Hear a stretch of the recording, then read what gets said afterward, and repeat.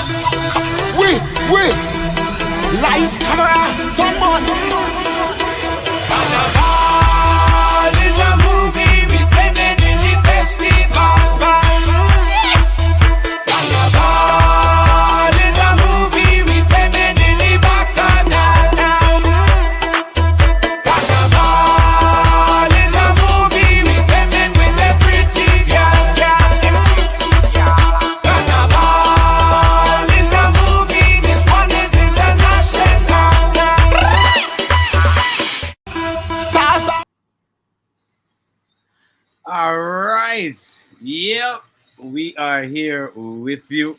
Good evening to everyone that tuned in to tonight's program. We're going to kick it off in just a few. But before we kick it off, we got to say we have a missing member of the crew tonight. Martin Al Amin on assignment. So he's going to be missing tonight. But myself and Selector Sherwin, will be. You can Yeah. cook it up.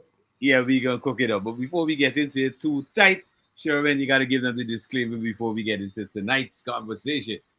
All right, and the disclaimer goes as the views, information, and opinions expressed during this program are solely those of the host, guests, and callers in the program involved in the program and do not necessarily represent the views of Majestic Music Radio, its management, or the host or advertisers. Majestic Music is not responsible and does not verify for accuracy of any information contained in this radio program. This program does not constitute medical or professional advice and is solely for entertainment purposes only. Yep. Again, that's solely for entertainment. But of course, we give you properly researched information. You can go verify that on Google. Go research your information, especially the stuff that we talk about, so that you can better edify yourself. Because this is why we are on here, not to preach and to beat and teach, yes, but to also stimulate you to get out there and to do some research for yourself, upgrade your mind in the particular industry that you're seeking to garner income from, or that you want to get involved in a little deeper. So it's good to do that bit of research. Yep. And understand what it is that you're getting involved in. This evening we want to talk a little bit about a couple of events that are coming up. Summer is coming, proverbially. When Guyana is 365 days, it's wrong the clock summer for Guyanese, but you know what we're talking about. So for those people who live in the places that they're now moving from winter to spring, and then we can go to summer, a lot is going to be happening in terms of events across the spectrum. Also, there are events with, for example, a big event which is happening August the 29th of this year is the Caribbean Music Awards. That's, happening in 84 days, 13 hours and 18 minutes away. So that's just to give you a breakdown of, Yeah, that's an event that I would encourage, especially artists, to see if you can actually attend, no matter where the position is you might be. Just attend, just to have that kind of a feel of where they're actually trying to head with music that's coming out of the Caribbean or the CARICOM hemisphere, the Caribbean market, and feel that vibe of wanting to be hungry to get into that building as a nominee. But is that the only way they're going to get into that building, I was just going to make mention that June the 30th is the time where is the expiration of the time for you to nominate your artists or producers or whoever in whatever categories they have, June 30th is the deadline for submission. So I'm hoping that we're not gonna have the same repeat like previous years where Guyanese artists and supporters of Guyanese music were saying, excuse me, that we weren't getting on the Caribbean Music Awards because it's right there, it's available. You can check out their website. Their ticket sales available there. They have also put the categories, the nominees, how you can nominate. So yeah, get involved with it. Now it's time for you know Guyana not to say, well, another time come around and they didn't give us an opportunity.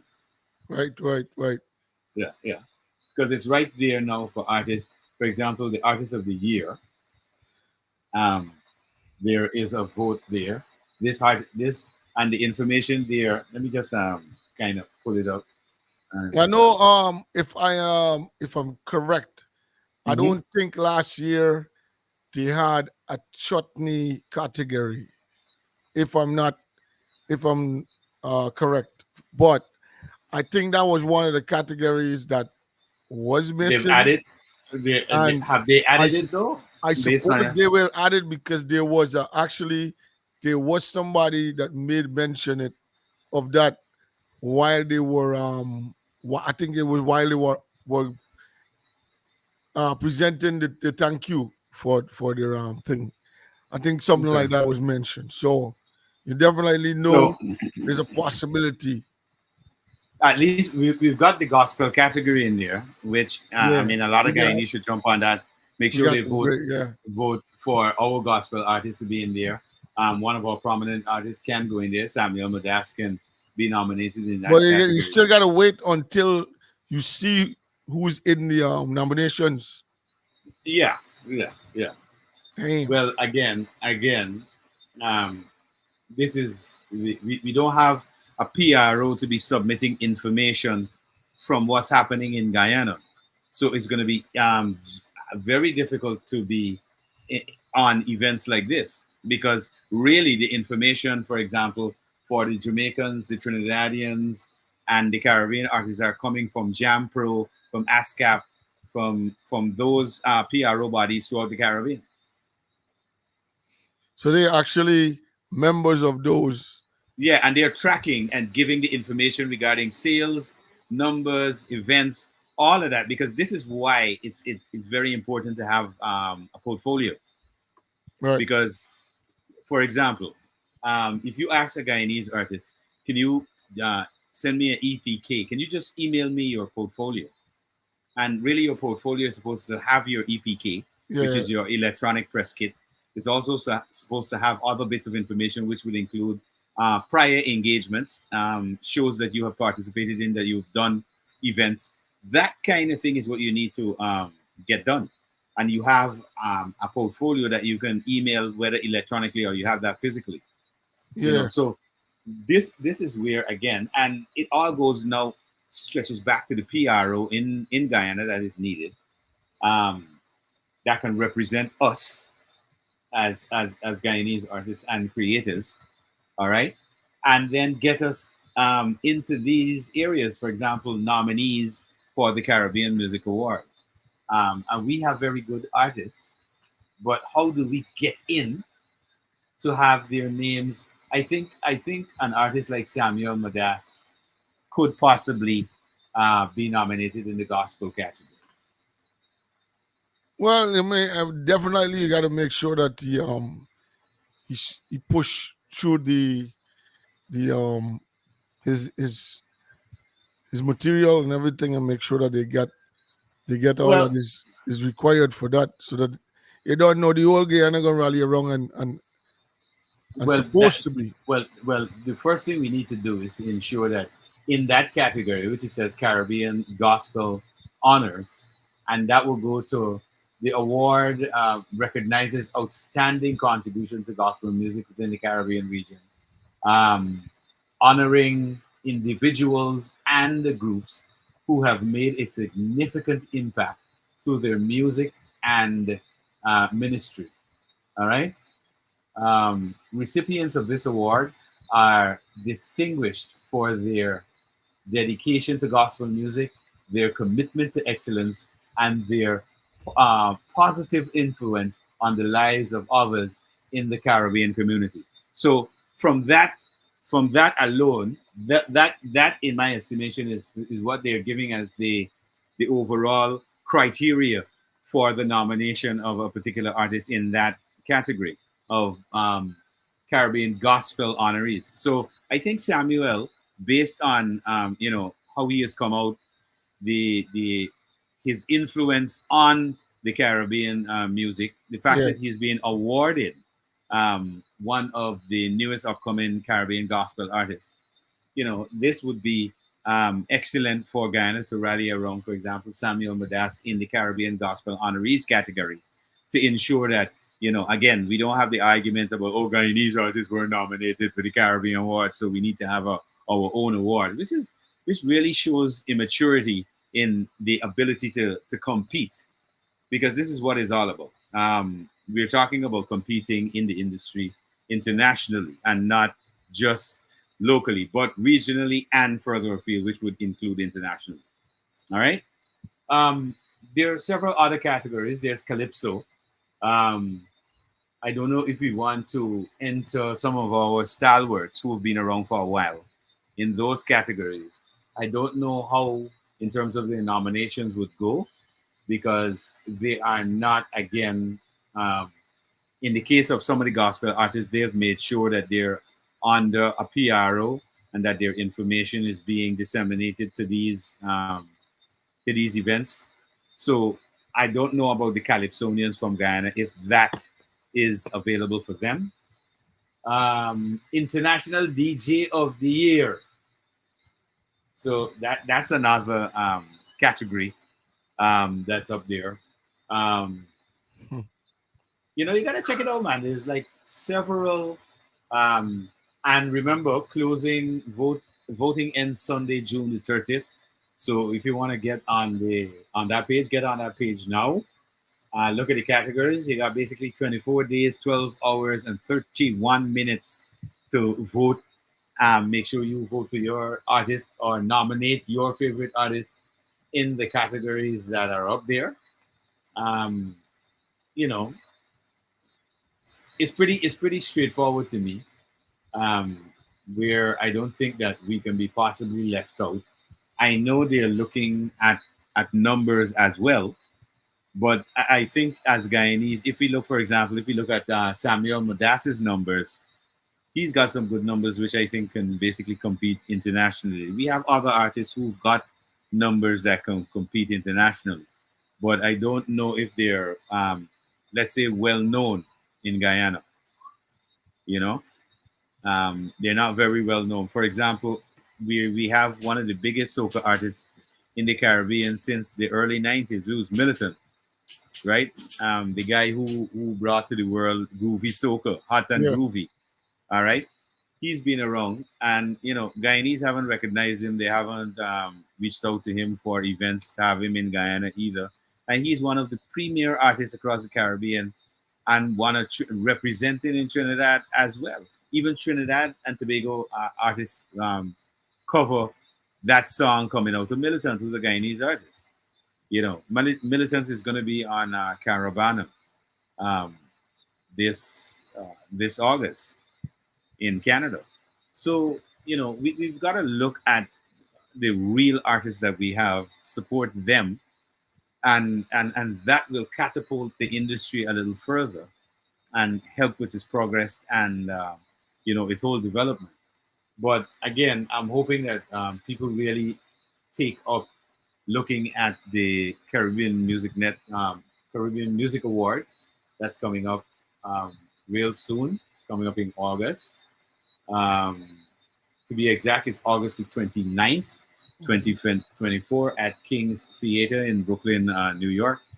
Um, so you got 81 days, 12 hours, and 28 minutes to kind of decide if you're going to be there or not. But also make sure you check out the categories for, especially for the Guyanese artists who had a lot to say about it.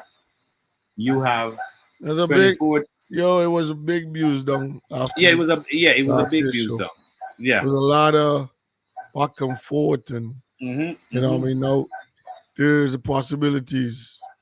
Yeah, You know, what I yeah. mean, so And we were mentioning it before, but now we're actually bringing the information to the fore because you got 24 days, 12 hours, and 28 minutes to ensure that you can go there and get your artist nominated, get into the categories, vote for your favorite artist from the Caribbean as well. Because let's not be selfish. If we want the people from the Caribbean to get involved with our industry, get involved with our music, to like it and support it, we've also got to show that support. Not just from, okay, well, we bring Caribbean artists to Guyana and have a show. Yes, this is because we're consuming what they have to offer. All exactly. right. And so that's not real support. We are the consumers. We are the ones who are demanding that they come so that we can consume what they have to offer. But we have to have that reciprocated as well, and we've got to make sure that we're putting out the best material out there, so Yeah, that they will also do the same thing. Support, vote for our artists to be nominated in various categories, especially in the Caribbean Music Award system, because I believe that this system will grow to the point where it will then rival basically the Grammys in the US, because this is why this is here, to really acknowledge the contribution of Caribbean artists. Because the Caribbean is a pretty small region. Guyana with 750,000, Barbados with like just above 200,000 people, Trinidad with about 2 point people.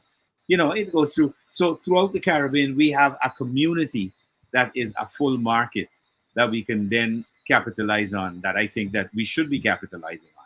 So I think the Caribbean Music Award is representing the entire Caribbean. And on the performance and competitive stage, this is where our artists need to shine, because we yes, we can shine at home, but when we say dance a yard, we're talking about the entire Caribbean, because the entire Caribbean is where we are supposed to be marketing our music throughout the Caribbean. And when we do that, then it will be taken to the next level. It goes to North America, you know, correct. um, Europe and stuff. People will export it without you asking, but you've got to ensure that there is a promotion that is keeping it relevant in the Caribbean, that people will then like it and take it further afield.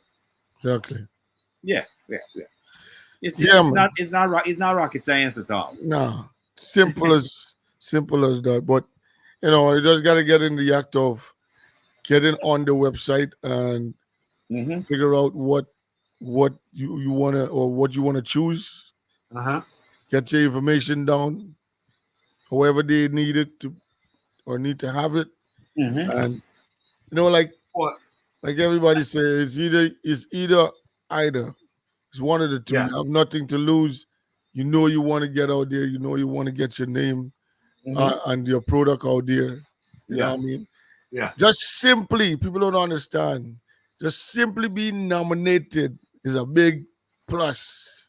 Mm-hmm. Not you don't even have to win the category.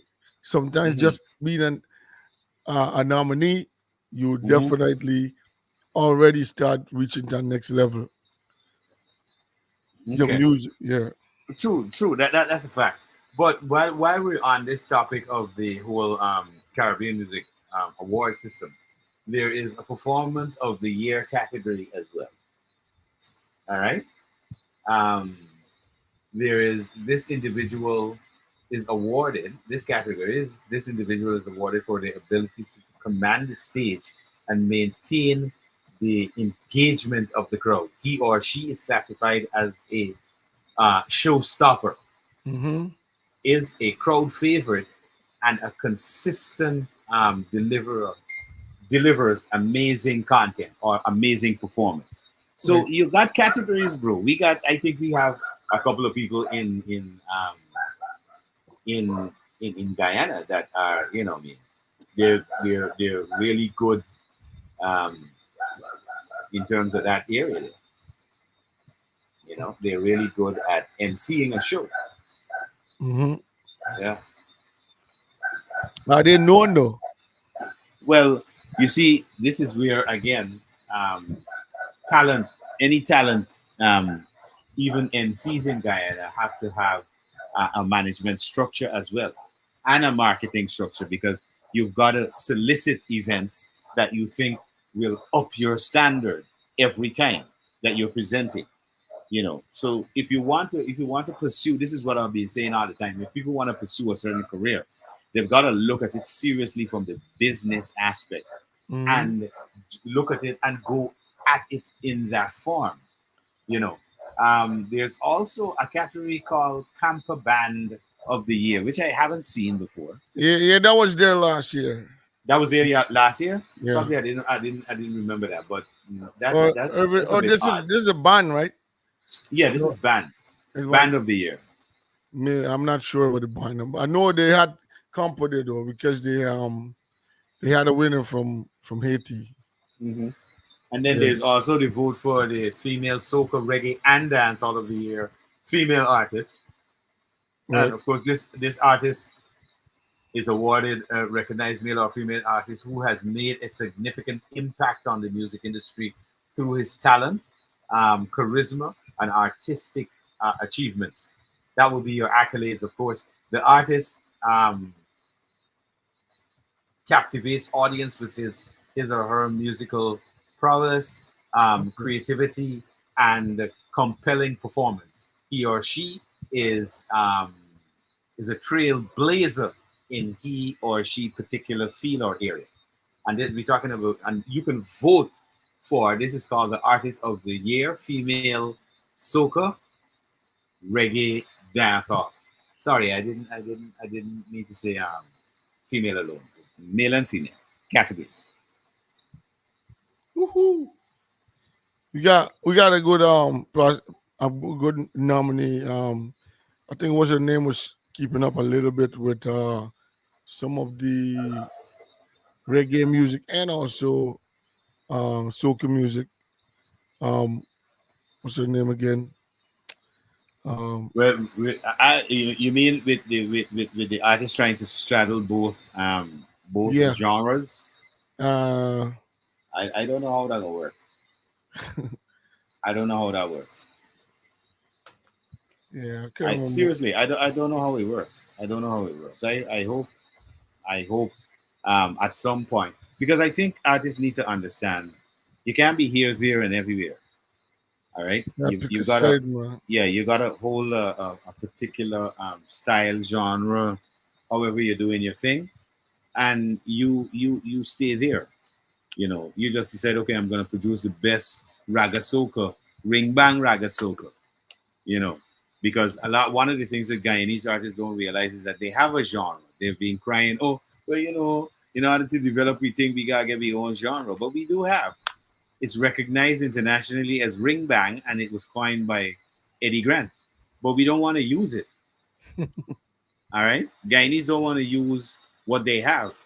If they were to rally under the whole banner of ring bang music coming out of Guyana, they would then understand the power that it has under that body. You understand? But again, I mean, the formulation of the industry has to start somewhere. And that starting somewhere has to start with the creatives coming together to lobby the legislature so that they can put certain things in place, so that the next step that we go in the process, we can formulate the PROs that can represent the different aspects of the business. They can represent the producers, they can represent the artists, they could represent the designers, they could represent the engineers, that kind of thing then starts to happen from that structure. But first, we have to have legislation so that it can have teeth, Yep. because it can be a toothless dog. You can just be able to bark with the gum, but you cannot enforce anything in terms of anything. You can't pursue a lawsuit. You cannot get lawyers to cease and desist. There is no actual real penalty when people do copyright infringements or violate contract arrangements in a certain manner to do with IP. So all of those things we need to have in place. And the only way we're going to have those in place is through the legislation. Okay. So, operating from the standpoint of saying, okay, we're going to start it by starting the PRO first and then go back to legislation, it just doesn't work.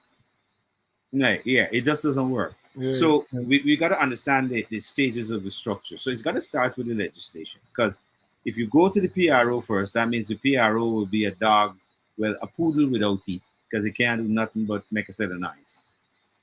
So the legislation is first. Um, coming together and forming, I think coming together and forming a body that can then lobby the legislation should be first.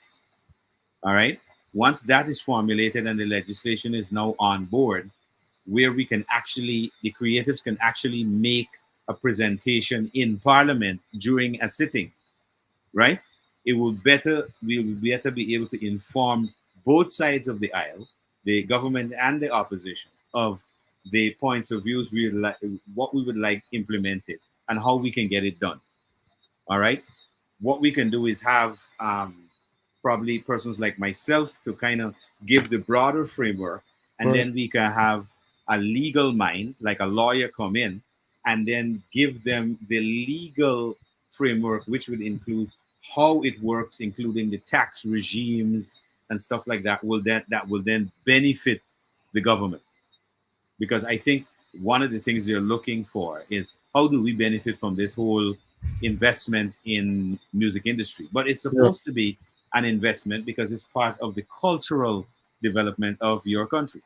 Yeah, but the thing is that you are coming to the place of great interest of Mhm. especially like tourism, Yeah, great yeah. interest of so many different things, and we know that if you're doing that, you will eventually have a lot of tourists coming in, a lot of people coming to visit, etc. Hmm. Um, somebody could sit down and just take the words of a man's song, and he has no way that he can protect it. Somebody could just record his song, eventually go back and sing it and put it on a. But the funny thing about it, several Guyanese artists have indicated to me that they felt that somebody had infringed um, on their product, on their copyright. Um, Up to the other day, one of them reached out to me and he said, "No, Malachi, I don't know how you do a comparison here for me and tell me if this piece of lyric that came out of a very popular Jamaican artist by the name of Massacre, if this is not my lyrics." And it sounds very much like you know like the guy's lyric. But again, what you got to understand about the music industry, it's about time stamp and first come first serve. So if he was registered all that information and stuff before you, Mm-hmm. well, unfortunately, how the business goes is cat eat your dinner, unless you have further proof beyond the point that he has registered that to say, well, this is my production. That means you got to go back to now date stamping in a computer where the actual file of the production was made. All Yep. right. So if you don't have that information, so there You're is out, where, yeah, out you're like out. so. You're out. You're not making sense in terms of getting any reprise for getting back your stuff. And this is the business. This is not people being wicked to you, because that's the thing with our people. Um, when you tell them do business, they don't want to do business correctly. But then when something goes wrong, they tend to say, "Oh well, they blame it on other people, and not look at it that, hey, this is my responsibility to understand the business, understand what I'm getting into, and to make the proper steps to ensure I'm doing the right thing." Yep. This is where we really lack the info, and I'm hoping over time, that we come to grips with it. Um, and as we do these programs that we do, that we're able to edify and reach more people. so they can understand that, hey guys, this is what we actually are supposed to be doing to make the business of music from Guyana beneficial, and to grow the industry where we can now bring younger individuals into it as well. Exactly. Because that's the whole drive. We gotta bring young people in the thing. We can't have the thing like, You see, the thing is, it's all about most naturally. Everything is seasons, and even though uh, even though older artists might be singing for a long period of time, mm-hmm, if you notice what's happened many times they actually an artist. Well, we know most times they love to stick, or they're stuck in a type of structure yeah, when they're not elevated to what today is of today. Right? It, mm-hmm, it goes with any individual on a normal day level. As you get older, you realize that there's certain things that you actually miss because it's going at a pace where the trend is what's trending today. And we know that even in my time, you know what I mean, mm-hmm. whatever I was doing in the period of time that was fun for me and my friends around me, man that was there before me, even though they're still in the music business, they're not interested. They're not too happy about it. So Mm-hmm. so you just gotta make sure you know get these young people involved, and they bring that kind of that kind of a crowd of interest with Yeah, what they bring a lot of energy to the whole vibe. exactly, and that's where you gotta invest in, because they give you a longer term of of the sure investment. If you're Hmm. dealing with business, you know for Yeah, sure you can they have a longer time span. They have longevity. This is why exactly. older individuals don't get record deals. Because really and truly, hate to put it raw, but you're too old. You understand? It's a Yep, problem with a lot of our artists as well. yep, Um, you basically have to have a hit song out there already to basically stay on the stage for a long period of time. That's how it works. It's simple as that, really. Um, yep. for example, a lot of the artists that you see now that are older artists now, the reason that they are still on tour and they are relevant to this day is because obviously they have had songs that were relevant, hit songs that were relevant. People remember those songs, you know. Oh, excuse me. And people go back, and the whole nostalgic thing, reminisce. Okay, good.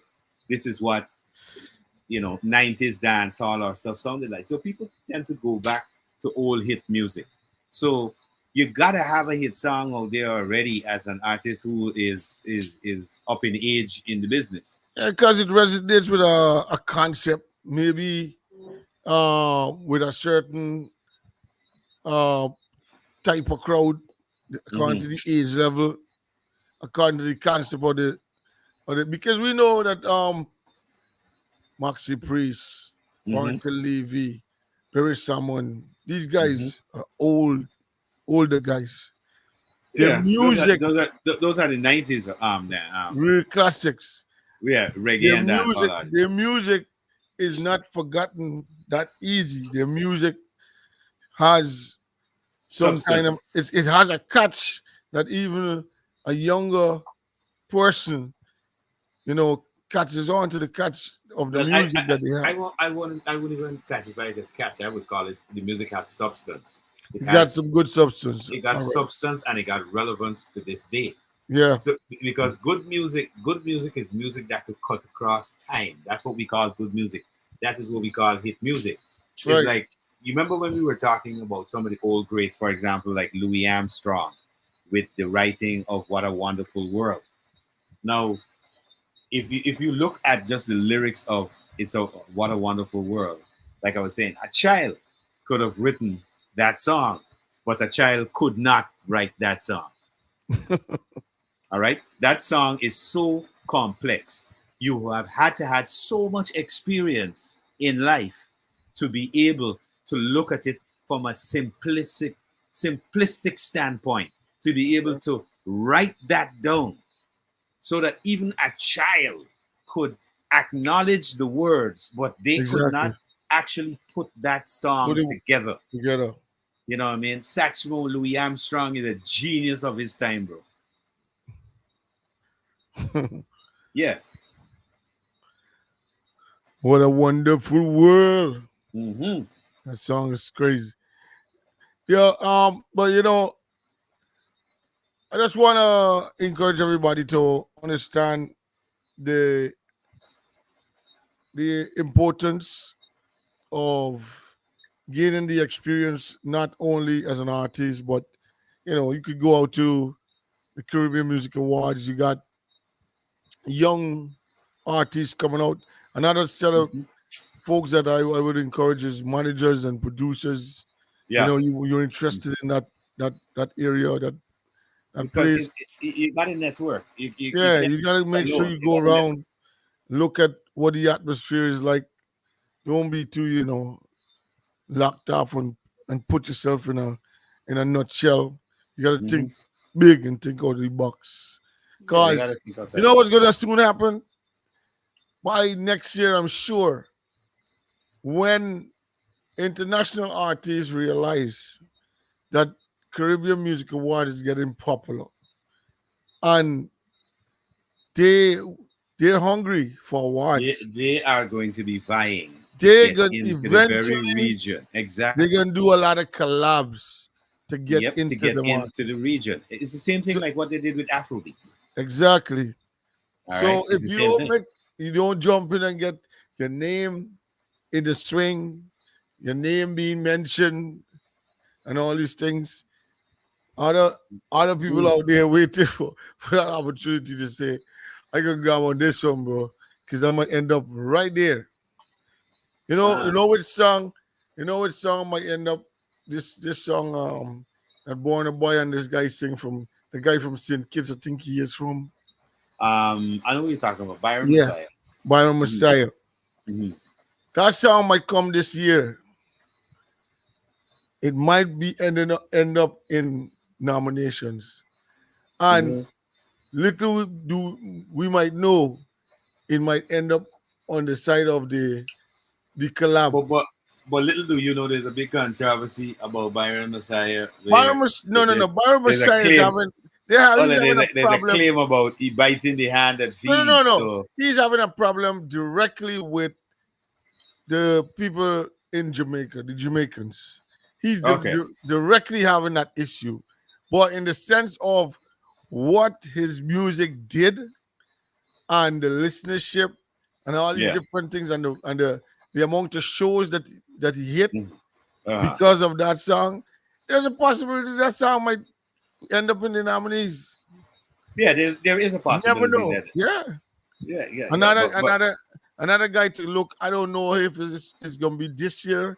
He's gonna end up in the categories. mm, Is Nige Boy as an upcoming artist or the brand new artist well, category? definitely he's gonna be nominated Of course. as the hottest upcoming artist. That's for Yeah. sure. These are the things that's gonna rock.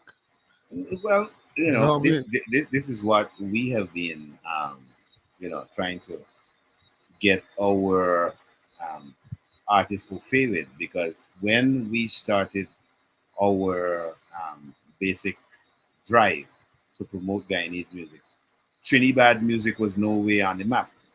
Right. All right, and Trinidad music came from behind and with um, caught up and surpassed Yeah. what we were offering. So we have to look at those things and say, listen, it's not anybody's fault, right? But it is our fault that we were unable to get our thing together with the legislation we're talking about, get our protection, because we can't expect to be protected out there and nobody else's stuff is protected by us. Exactly. So it's a two-way street. It's not a one-way thing. So we have to have a clear understanding of what that particular direction is and work towards that. And for the artists in Guyana, we've got to really look, because what I've been doing for quite a few months now, I have been linked with a few. When I say maestros in the business, I'm talking about maestros across the world that produce some of the best artists, from Eric Clapton in London, in the UK, Yeah. to artists in Jamaica that do productions at Lego Studio in Jamaica, in Waterhouse. So and everybody has said, listen, Guyanese artists, they're coming up. Their writing skills, the ability, the use of words to convey messages very quickly, they're getting to that zenith point. It's like it's a developing industry, but in order for it to develop, we need to have an enabling environment that allows the artist to focus all their attention on producing good music, putting out good production. Yep. You know, Yep. so that's where we're saying, hey, the government has got to play their part and allow this development to happen. I don't know, man. It's a very sad situation where uh everything is easily categorized as political in Guyana, Yeah, instead of it being properly approached in a yeah. way that this is coming to you in a neutral way. No, no, Because this issue is not political. This is a social issue. no, This but is I'm a social saying development issue. it is easily categorized. Because let me tell you something. One of the worst things that I see that happens down there is, as soon as the opposition or folks that is blogging and is more in the sense of not for the present um government, Uh that huh. is not a supporter. So Yeah. the first thing they do, they pick up somebody's concern and somebody's issues of what they're trying to work and deal with. Hmm. And then they find a way to push it into the sense of, oh, it's because of, oh, it's because, and it goes straight into the political side that Why have they never picked up this particular issue? somebody a man will not pick up something that they don't want to go through the whole fine details to understand properly what they're talking about, instead of just making noise. Because I'm sure there's a lot of people that did not take the time, even though they're hearing what we're talking about, that did not take the time to properly sit down and read that what's really the reason these guys is Exactly, continuously talking about this stuff. because of the importance of it. It deals with every facet, because IP law deals with everything coming from the mind. Everything that you could think of is governed under a particular law.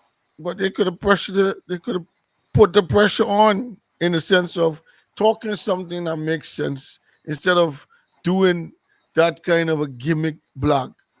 You know what I Well, mean? but this is what I'm trying to say. Instead of going down the road of believing that you could put the cart before the horse, you have to understand the unique circumstances in which your country lies or dwells in. All right. And from that unique circumstance, we know Guyana ain't got updated intellectual property right laws. Right. Right. People who are CARICOM involved lawyers know this about Guyana already. We had one of these lawyers that we had on our program, Lloyd Stansbury. All right. You can check out our Guyana Industry show page, and you're going to see that particular interview up there, as well as interviews like, for example, the owner of Jack Russell Music, Yeah. who was indicating was giving more of the Indian ins and outs about publishing and royalties, and how that really develops and how that can affect the artist and the lack of IP laws in the country of origin, how that would affect the artist development. So once you could go back and get all this information on our pages, and of course, you can look back to prior programs that we've done interviews with individuals who, have disseminated information that's really, really pertinent to the Guyana music industry development. Because these are people who understand how it works, because they were there in even the development of the Jamaican music industry, Yeah. you know. So they're able to give us good ideas. And one of the things that I think our artists need to look at, our creatives overall, we're talking designers, whether you're doing computer graphics, graphics artists, you're doing music videos, photography, all of that is covered on the IP. Now, all of these people, at least in Guyana, make up over 5,000 people in the creatives, right? And do you know that 5,000 people is a seat in parliament? Now, if you find that the politicians are not paying attention to the particular issue of IP that deals with the creatives, what the creatives could do is say, okay, well, next elections, what we will do, we will throw our vote behind the party. This is why we need a body. We will throw our vote behind a party that will look at the issue of IP or intellectual property right laws. All right? That is where the effect will happen.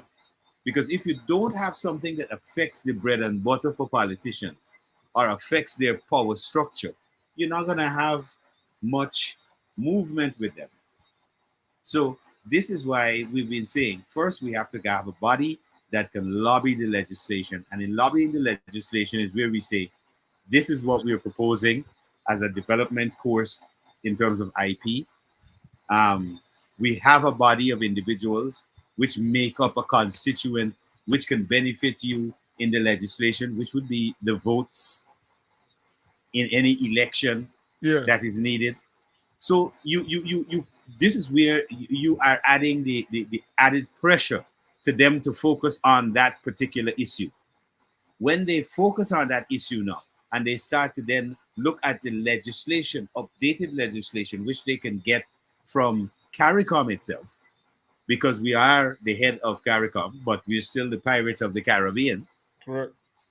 We can get that information and quickly implement it through workshops and PSIs and educating the population on what these IP right laws that are coming in will be about. For example, you and I both know, Sherwin, that during the COVID period, the United States introduced, I think it was 120 new intellectual property right laws. And this was to govern the fact that people were working from home. Correct. There were a lot of apps and different sites that were providing services so that people could work from home. You know, webcasters and all of that came. They got big. People became billionaires during the COVID period just because of the lockdown. All right, because they And were that, able to see the and, niche for that. yep. And that's Mhm. where they had to hurry up, fast pace, and Fast-paced try to more cover. laws, Yeah, to cover exactly, to cover because that. they found they were losing. Yep, They was losing, and definitely they had to cover the tracks in yep. order to continue to garnish all that they're supposed to. Even when things are not on the pers, you on a personal, flow out Hmm. there. They had to find a way to say, "Nah, we got to figure to get that money still." Yeah. What I No, mean? no. I mean, the other day I was trying to explain to a photographer, right, that even in his business of photography, IP is part of his business, because when you take a picture, Yeah, the copyright for that photo doesn't belong to the person who you took it for, but it belongs to you, really. So it's a whole relearning process for Guyanese to get up to date yeah, and up to scratch. And we need to start it now, because as an emerging economy, we can't afford to sit back and wait until when? The education at least has got to begin now. Because if the artists, the creatives in Guyana don't get that education, when IP laws comes into being, they will be lost. yeah, Because if we've taken this amount of time to just develop the basics, we're going to take even more time.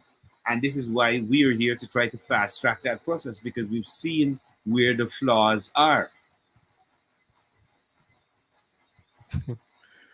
You know. Hmm.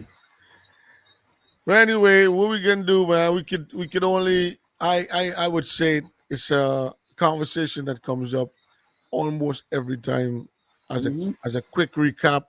Sometimes it lasts for a good period of time within the conversation, Yeah. and we might think that they are not listeners that is considering to research and also to weigh the options where they need to so that they can actually capitalize.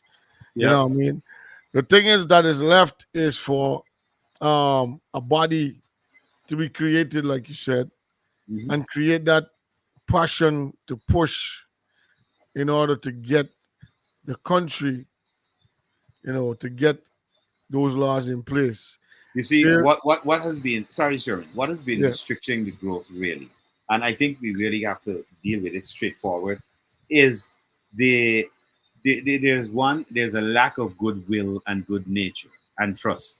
okay, All right, because individuals feel like a lot of people feel that once an artist start getting a little popularity and stuff in Guyana, um, oh, the first thing other people who are not involved with the actual business with the artist will tell them, you gotta watch out, cause them manager and people is rob you. All right. Now, I am totally amazed sometimes at some of that conversation because how do you get robbed of what you got or what you don't have? Because many of the artists, I should say, 100% of the artists out of Guyana are basically working off of investment which they have taken thrown in or others have thrown in, and they're just repeating that investment over and over and trying to stay relevant. All right, because I haven't seen, especially Guyanese artists on the ground, because I know quite a few Guyanese artists outside of Guyana that have the ability to throw 5 and 10,000 US behind their music and promoting and marketing themselves. well, it's because of the lack of understanding how far it can take you when you are properly, your music is properly covered, and them men don't understand. I mean, listen, the society is this thing sound good.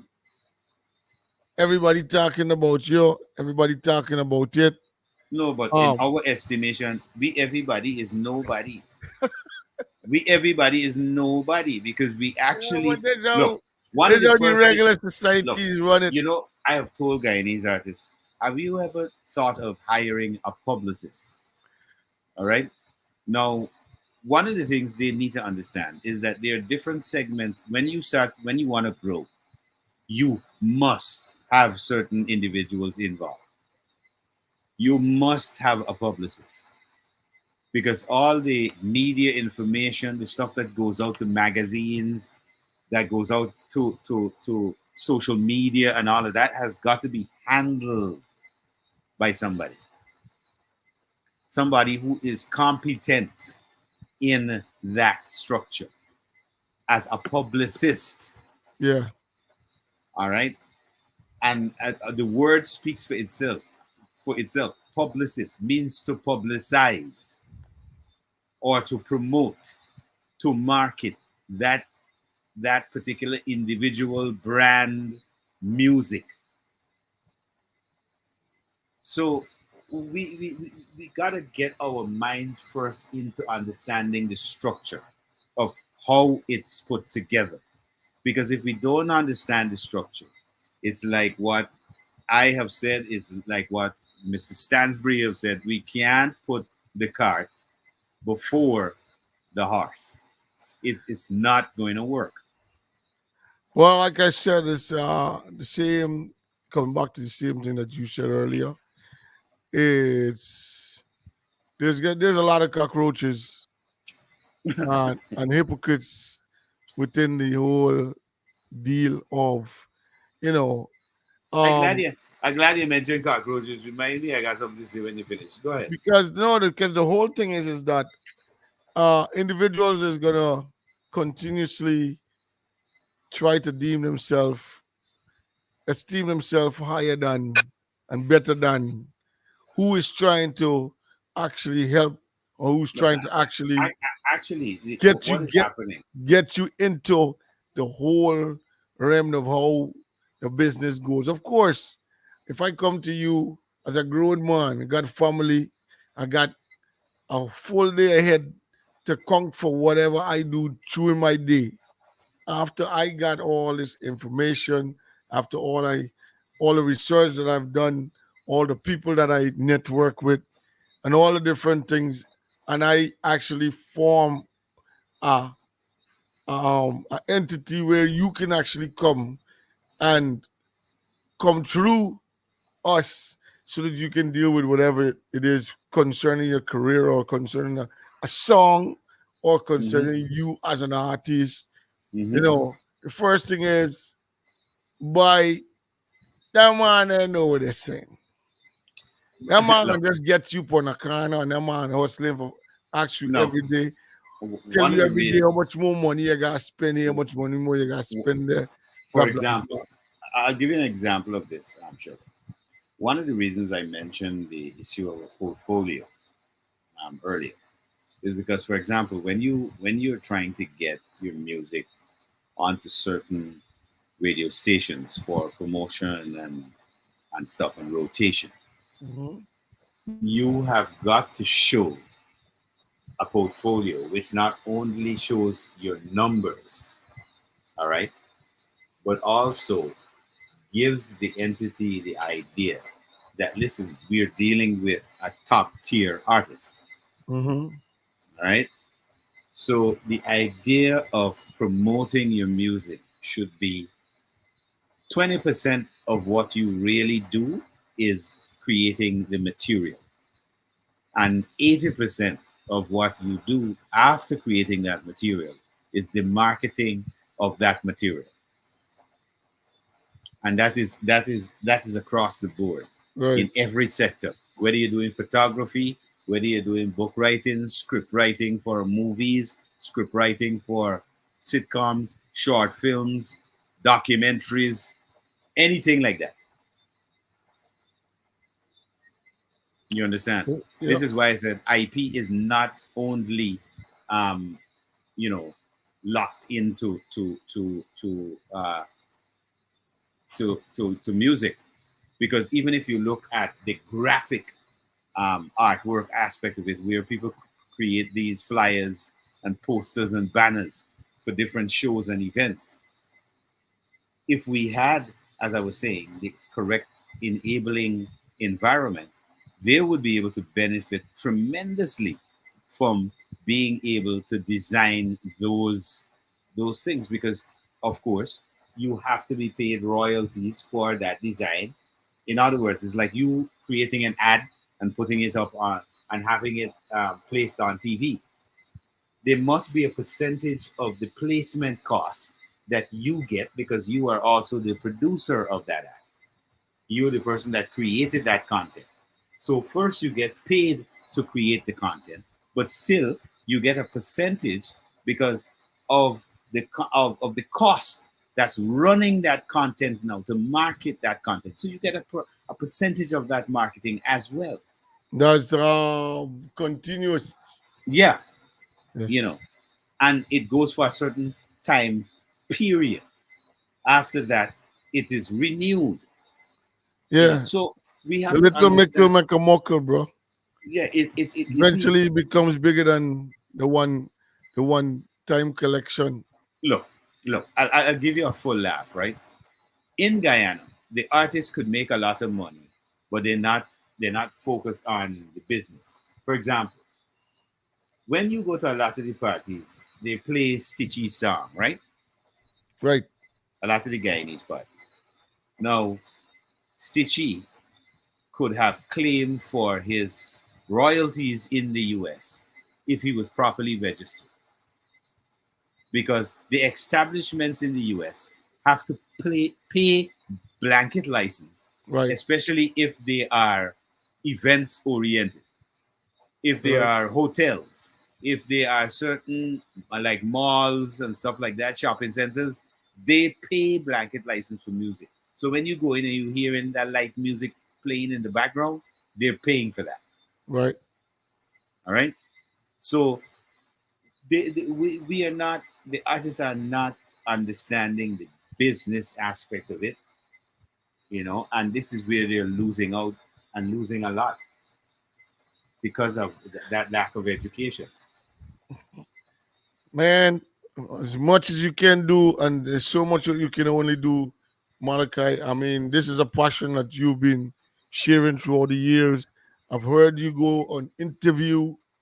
Um, I've heard you went on all these workshops overseas, Yeah. went back home, share your a little bit of the knowledge that you gain. Hmm. There's a lot of encouragement, and also whenever your name pops up, I'm talking about especially from big radio announcers in Guyana, you Hmm. will find them actually giving that kind of a appraisal in the sense of this is the man that is always behind and trying to get Guyanese music to where it's Right. Not supposed to be. not not a seasonal thing, Right. because It's let me always give you a laugh. Let me give you a laugh that I found hilarious. Well, of course, James Bond and my artist Negus had started a stir online in Guyana on social media about Guyanese music and the artists and getting airplay and stuff like that. yeah. And it was a discussion, and one of the very popular journalists in Guyana, Gordon Mosley, got involved in it. And he Right. mentioned, he said, all this hullabaloo about Guyanese music, let's see how the support, because mainly it's about the support mechanism.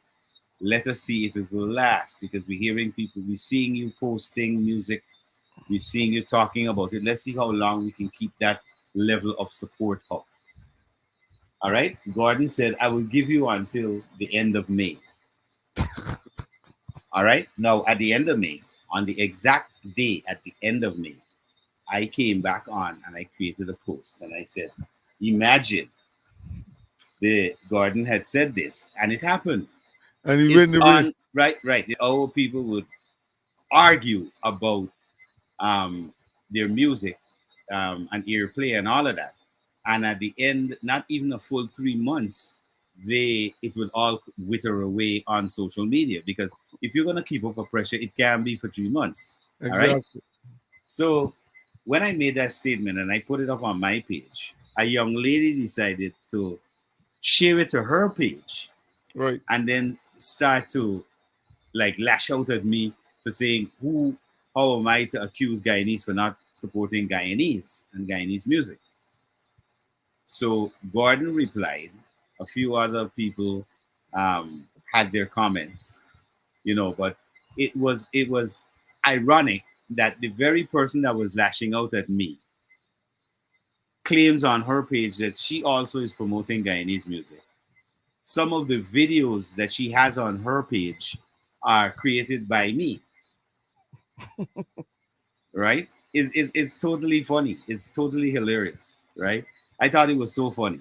And all I said to her after, I said, you know, just for fun, I could actually just get your page, just strike your page and remove my material, but I am not that petty and don't have really time to waste, because if she's claiming that she wants to promote Guyanese music and the culture, well, go ahead and promote. Why are you angry because I kind of just looked at something that happened and said, hey, this makes sense?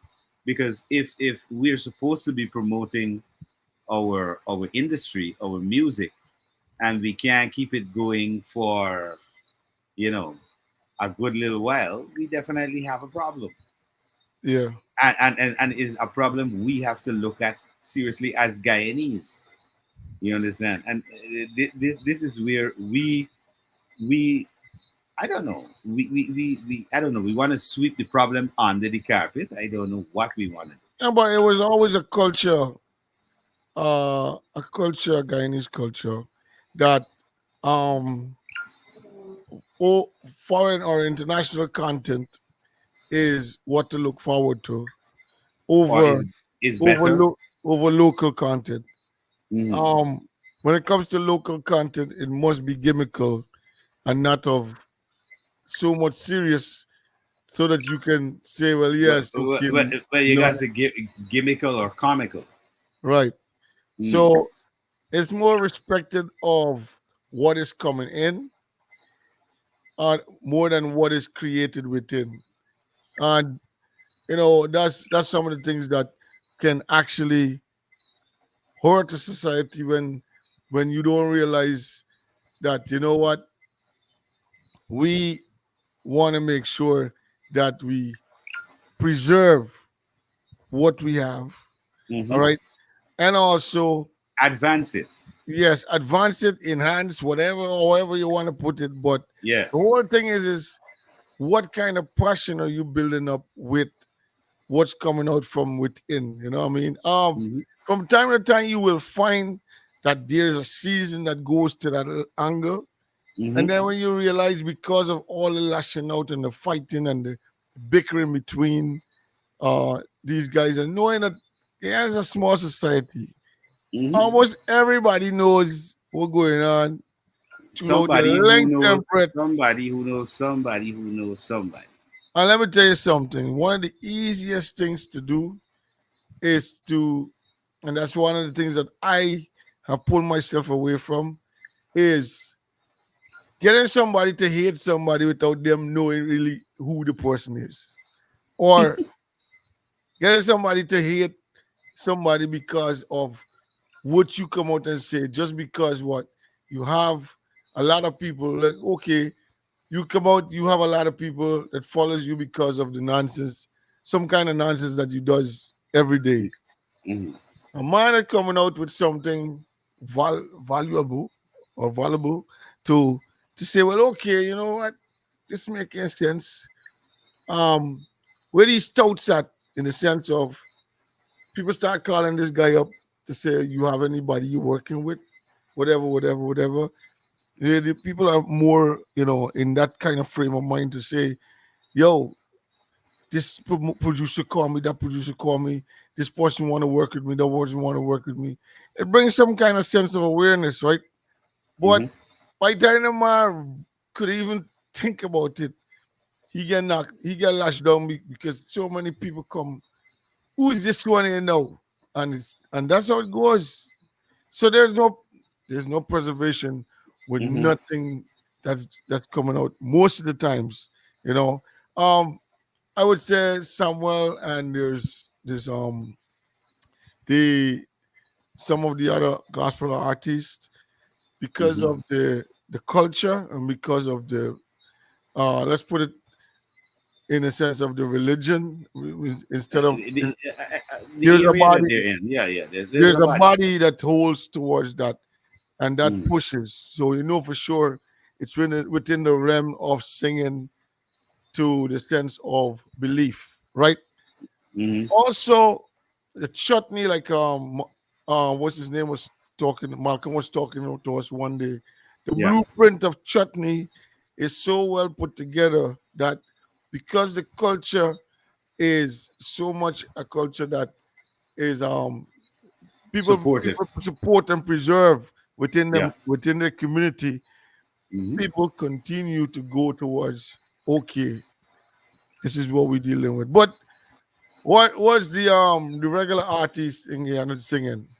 They're singing mostly what is coming in from all over and trying to sing different genres, and Exactly. it's not really something that is embodied to say, yo, this is what we know, this is how we can deal with it. You know what I mean? I Hmm. don't know. Something is lacking somewhere, man. Well, Something is again, um, it is lacking from several standpoints. All right.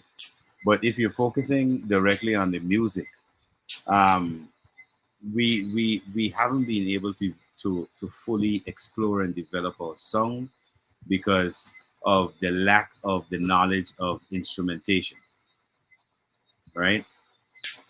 Instrumentation is a big part of what kind of makes our music sound. We got good music, but it sounds a little. What kind of instrument we got that could be included? No, no, no. Okay, so we When I got say when I say instrumentation, Sherman, I mean, for example, each genre, yeah, all right, has different instruments that are unique that identify that genre. For example, correct, in reggae music, there is the correct. right the one drop. Now that comes in variations, whether they speed it up, slow it down, is variation, but it's still the Hmm. all right.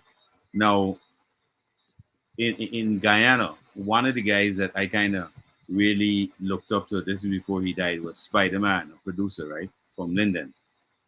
Spider and I were discussing what would we kind of label. For example, Trini got Trini bad, Guyana got boom drop, right? And it's something that Spider Man came up with when we were in discussion. And I said, Spider, our thing is different today, and it has a different rhythm, a different tempo, everything. So we should have a name for it at home. Although if a man take it to Jamaica and he hear it, he might say, "Well, this sound like dancehall," just like Byron Messiah song. All right, but Yeah, in Guyana, we would know it as boom drop. All right, we would know we got ring bang, we got boom drop, and we got chutney. You understand? Those are the three kind of individual genres that I isolate because Guyanese artists do not do dancehall music. I mean, they think they are doing dancehall music, but it's had a different sound. It has a different twist. You understand? Your whole arrangement of your words and phrasings are all different. I think one of the reasons why the one man band got so popular fast, right, Mhm. is because it's close to the culture, especially the culture of what do you call it? The quick kind of culture, the folk kind of culture. If Yeah. you listen to the instrument and how them Mm. the rhythms of them man adapt into the whole, Yeah. it's like a dudum, dudum, dudum. Most of the time that come in that kind of background. Hmm. So it's easy catch, right? Is a movement. Is a Yeah. dance.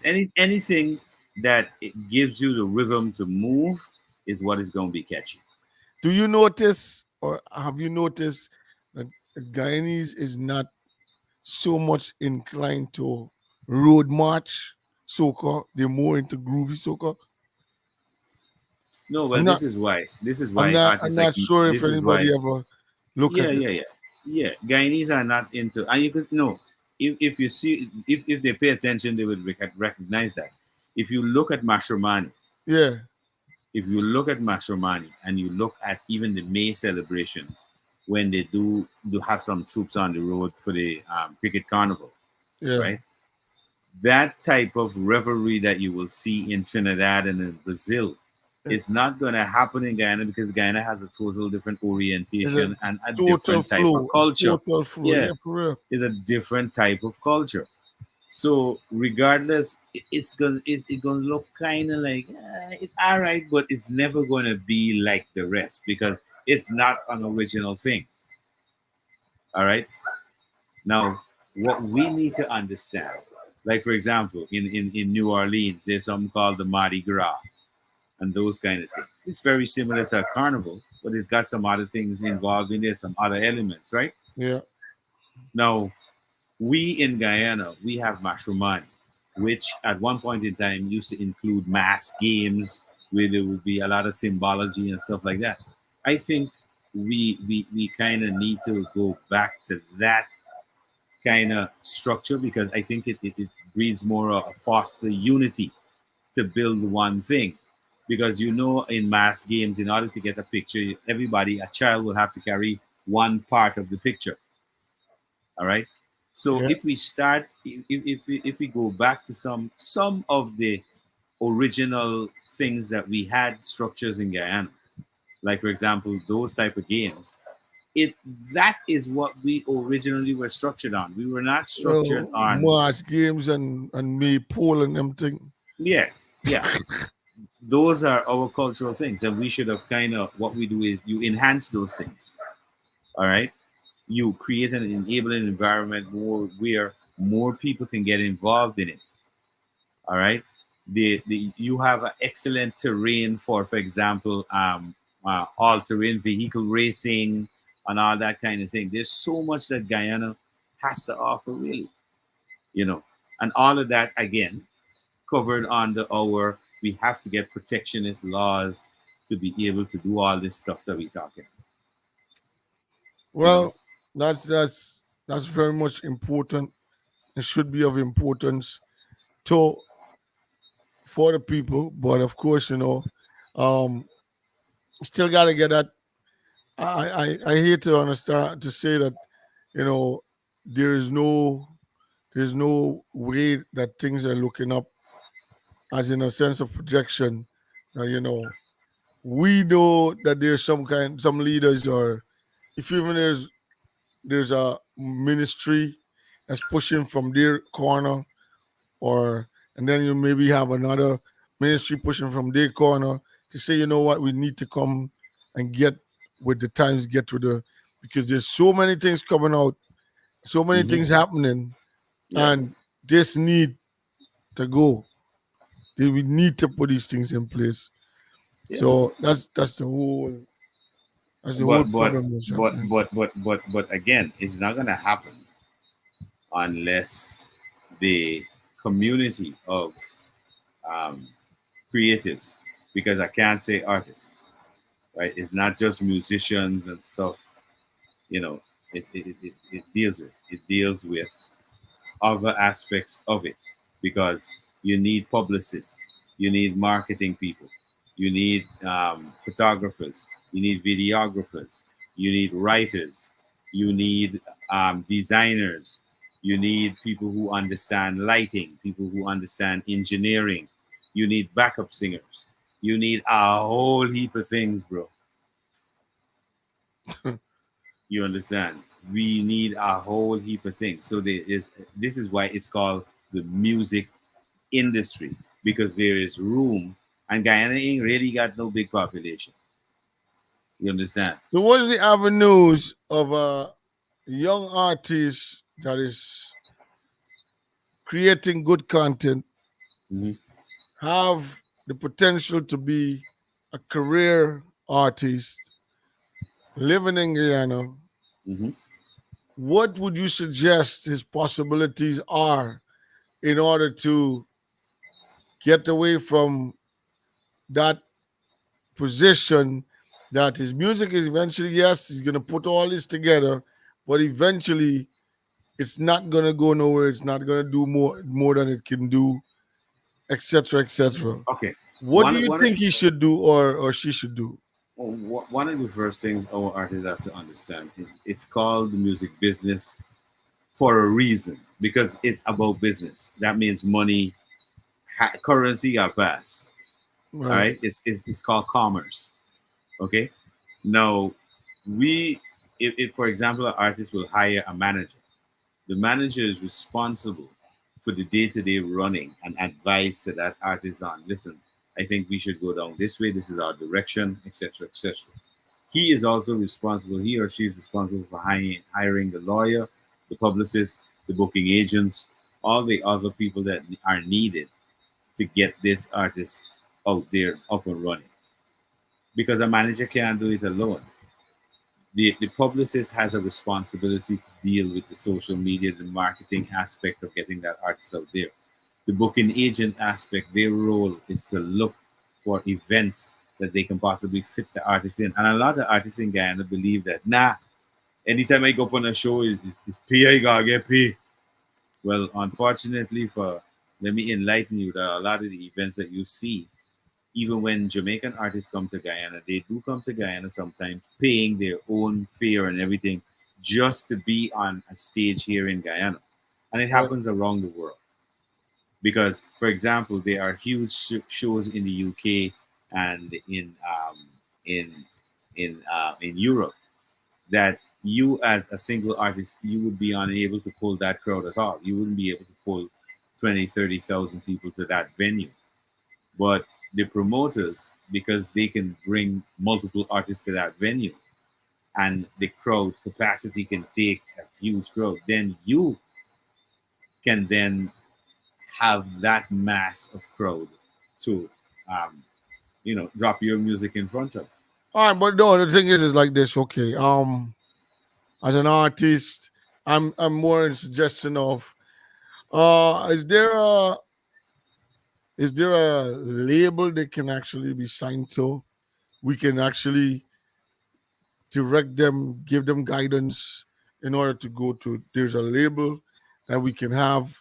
Uh, we can PR all your work, do what we got to do. Try to get you on to, in the sense of, even though you're a manager, right? You're actually trying to get them onto a certain label, a certain level, because it can't happen in Guyana because of what's going on. We have a place that we can direct them to. Is there anybody that is, in within the network that you could say that, okay, listen, when I finish with you, you'll be connected to so much. But of course, it got to overhead. You got to get a certain amount of money. You got to be financially ready to deal with everything. You Mm-hmm. also got to make sure you have a good management team that can actually have all these things Handle properly business, handle handled, business. handle business properly for you. You know what I Yeah. mean? Because you can't just go and take yourself and throw it and give it to the man who ready to look at Well, what you got and see how you can on the capitalize. label aspect of it, Sharon, as you know, I have a favorable, a good relationship with VP Records. I've reached out to several Guyanese artists in terms of, hey, there's opportunity with getting your music demoed um, with VP, um, getting in contact with the people there. For example, I don't think they'll be able to link up with Miss Chin, but there are people, for example, there's Edwin, there's Donovan, there are other guys there who, who, if they wanted to pursue, really getting with a label and getting to understand the ins and outs of getting with a label, because a lot of people feel, a label is just going to sign them. Why? The question, you got to ask yourself the question, why would they do that? You know, because I always ask artists, why would somebody expend the money on you? You're saying you don't have the money, but Right. you want to have an investor. But why is the question? If you had the money and somebody came to you with the talent, why would you invest? Because if you notice, and a lot of people don't understand this part too, if you Mhm. notice, a label don't sign you fresh off the block.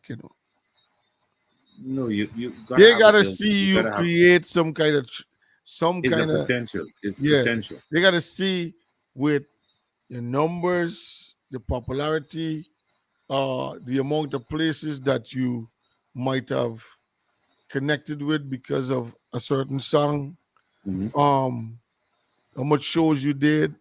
Also, at the same time, it is so becoming popular. The music is coming across to say, okay, yeah, yeah, yeah, this is what's going on. Like Hmm. like for instance, Nige Boy, Hmm. he did he did Continental. Now they see what he did and they see what his potentials are. Yeah. Then Sony Record come from behind somewhere along the line and Hmm. say, we got a sound for you to do a collab. So we want to make sure we sign you on this song here. You But you understand? see, what you got to understand as well too, sure. Jamaica has a pretty strong, functioning music industry, No, and but it's he's well connected. more on this side of things. No, even if, but Yeah, the people who are structuring those kind of arrangements correct. Yeah, would be individuals who are deeply ingrained. For example, this lady who is very integral in the Jamaican music industry by the name of Sharon Burke would have been instrumental in that arrangement with Sony and Najee Boy, because if you notice, she was able to get the artist CJ. TJ. Yeah, one of those big deals with Yeah, Sony and Warner Music. So that's yeah, what I'm saying. so So this, they have a working, they are well ahead, because they are well ahead in the structure, and this is why, in order for us to catch up and to get in, we have it fast tracked now because of the internet and because of the smartphones and all these devices that we have, so we can fast track it. All we need is to have the education and the laws, the enabling environment, because it's needed. If you don't have that, again, it's like a poodle with no teeth. All it could do is bark. right? There's no bite to the institution. There is no recourse. There is no legal implications if infringements and stuff are made. Well, that's where we at, man. We we have a lot of uh I can't point fingers because the thing is that I don't think nobody's blind. I think people are just naive to what they're seeing. A lot of promoters and these guys that's was monkeying around for a little while. Mhm. Try I maybe feel that they maybe get it serious and understand what they're playing with, or they just ease off to see if anybody can forget and then come again. You understand? But Try to guess what's chip in. really funny? You know what's really funny that I saw, right? A lot of them are claiming, oh, we want to go on the international stage, we want to go on the big stages, right? No, one of the things I saw, there was a Guyanese dancehall artist on a big stage, and his performance sucked. You know why? Because one, he didn't understand how to command the stage. That was one, and secondly, he didn't. His producer or whoever was working with him did not say, "Listen, guy, when you get up there, you got to control your breath," which was supposed to be taught by your voice trainer, which you're supposed to have, so that you know how to control your breath, so you don't be shouting on the mic until you lose your voice. Yeah. And So it, who might have been? they know themselves, man. They know themselves. Oh, Jaja. Trust me, they know themselves. You And, know, and, and I really expected a lot better. I expected better. you see, the thing is when you want to be somebody other than yourself, you Well, got a good talent. You have your own talent. it's You have your called own growth. style. Yeah. You It's got to called make growth. sure Excuse me. people love you for what they actually hear. You know what I mean? You now trying to go on the stage and you try to do certain things that another man do, but he could hold your breath. You doing it and you can't hold your breath. You're gonna sound funny. You sound You're gonna funny. sound stupid. Yeah, You sound definitely. funny. You sound like you're losing your breath. You're shouting. It's a lot. It's a lot. It's a lot. Our artists have to also learn, and this is another thing too. Our promoters don't really get into choreography of your performance and your show is very important. You understand? So there are dimensions to each aspect of the business, and this is where people come in. One person can do all these facets of the business I'm talking about. They could never do it. Yep. It can't work. The This is why. Yeah. choreography. These the Jamaicans is mastering, which is they was talking about it the other day. They're mastering DJing over the performance, right? So it's a DJ in the background with a laptop Hyping, and hyping he's the just performance. hyping, but it's more like a DJ in the performance while it's like a created a hype while Yeah. the person performing. Mm-hmm. The music of which is more the reggae music, for The sure. dancer kind of And the thing. dancehall of the 90s was Mhm. more performance of a band actually, Yeah. backed by a band. You know what Hmm. I mean? And this is the whole game of weight going to this. You see, well, Sherwin, what you've touched on there basically is how the culture is being kind of eroded, right? Because you remember last week, Martin and I were talking, and Martin was alluding to the development of the 808s in the music now and all of that, right? Now, all of that has infiltrated the origin, the original of what we had created in the Caribbean, which is our unique song and beats. Right, All right. right. Now, when that has come in and started to basically infiltrating what we have, so it's taking away from the entire band culture. So you don't find that kind of real classy music. Because take for Yeah, example, if you go back a couple of years, like in Sparrow Day time, these guys used to have orchestras playing calypso music yeah. Everything with was, orchestra with brass section. yeah, All right. And we have, by moving into more of these electronic digital type of things, we're losing what is like one artist pointed out back in the day when we were younger. We used to listen to talented artists, right. all right, on the radio and our performances. Now it's not about talent, it's about how popular you are. Yep. So now the consumers, what you're hearing is not Talent, talented artists, you're hearing popular popularity, artists. You're hearing popular artists. So they trending. exactly. So their music has no real substance or content or Yeah. body. So it kind of that's why it's so fleeting.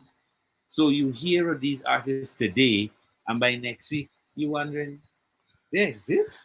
You're like Because they it's don't. it's it's Oh, electronic songs. Like look at yeah. this. A lot of these, boy, it kind of songs kind of being a little, away from, trying to be nice with different cultures. But when you Hmm. really be on the straight part of thinking about it, like I give you an example. I used to listen to when they used to be playing, the police band, Hmm. and I know that there was a certain sound from the band. They're playing all these different pieces of the band, the brass section and everything. Yeah. And suddenly there was a donation that came from China. Hmm. When the donation came in, the whole thing sound different.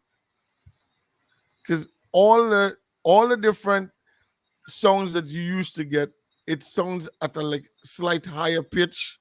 It was Hmm. not the same sound that you were accustomed to as a kid. Like, nah, this ain't sounding like what I know. You know what I mean? And this is the same thing that's happening with where they're substituting the instruments into electronics of Hmm. what these all these hardware and software that they have Hmm. because of these electronic sounds. They don't realize it because if you listen carefully, like as a musician, you will hear Hmm. the same sound. If you want to hear a bass, you hear the same deep bass. You don't hear that different tone of But but but guitar but strings. But what you're saying is exactly right, Sherwin. If you notice, one of the biggest sensations in reggae music in the last 15 years was Chronix. Yeah, And why Chronix was able to do that was because because of they're the using the band. instrument. You Yeah, the use the band. instruments. Yeah, the band Zinc Fence. Yeah, They were able to kind of, what they did with the reggae music, they were able to fuse it with a bit of a flair of, some of it had a flair of R&B in there yeah, when they did it, especially on the live, yeah. So they were able to, and they showed the world. The bands give the true essence, the true feel of the music.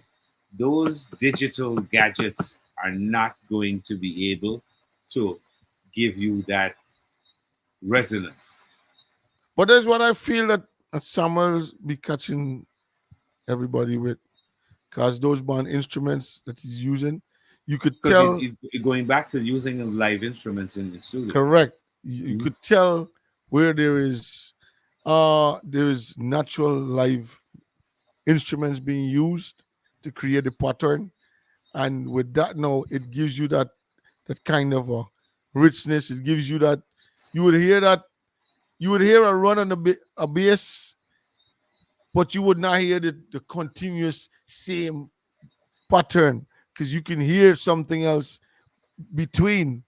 Mhm. It sounds good and they love it and they keep it. And that's one of the reasons why you make the music kind of, nah, this is different, bro.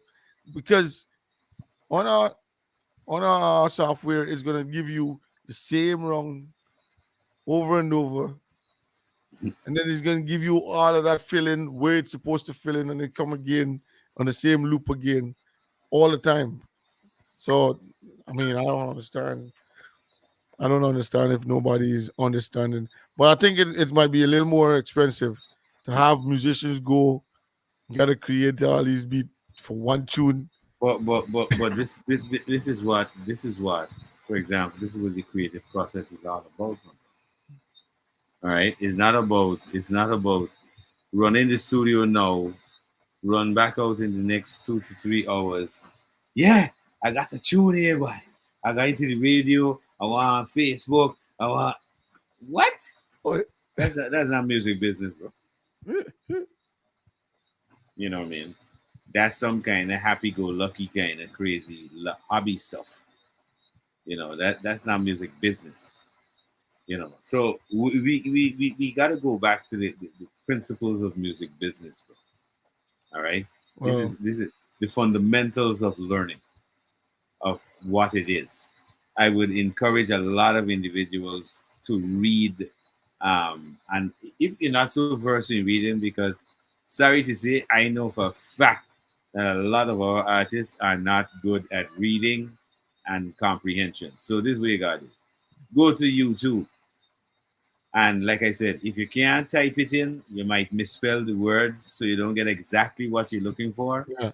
Okay, at least you could say it, Say or it, you can yeah, get voice, somebody that can say it for you, yeah, and they can say it, and you can be able to find that information on YouTube, straight, and they will be able to narrate most of it for you. You're not going to be able to get a lot of the deep legalities and how it works, and some parts of it you wouldn't understand because it varies in different regions. Like it varies in the Caribbean versus the US versus Europe, that kind of thing. So you have to understand this is why working knowledge of the industry is most important. yeah, And I keep saying this to a lot of people. People feel, oh, well, I could just jump in and do it because I see somebody else doing it. No, that person has been working in it. So you got to understand there must be some intricacies involved. mm-hmm, So as much as we could be on here and explain as much as possible, actually doing it is a different scenario. Applying the knowledge is where it really happens. right, All right. And again, you're not going to be able to do it alone. This is why it's called music business, and you got to have a team because you have to have a lawyer. You have to have certain people with you to give you certain bits of advice. Because how would you know? For example, you remember when we were talking that day about the word in perpetuity, right, right? Um, and I said to you, if you ask several artists in Guyana, especially, and you ask them about if I gave you a contract, I'm giving you an upfront 10,000. Would you take it? But the contract would include, that you are signed to me in perpetuity.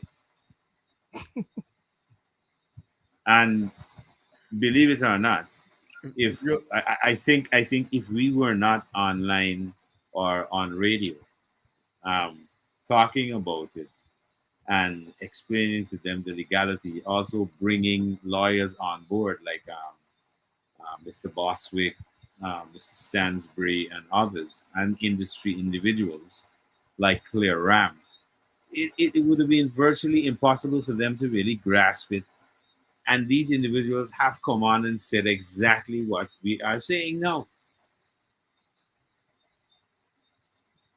Yep, man. So I'm amazed sometimes of how difficult it is for individuals to put aside, I think, their ego and their, I don't know what else it could be.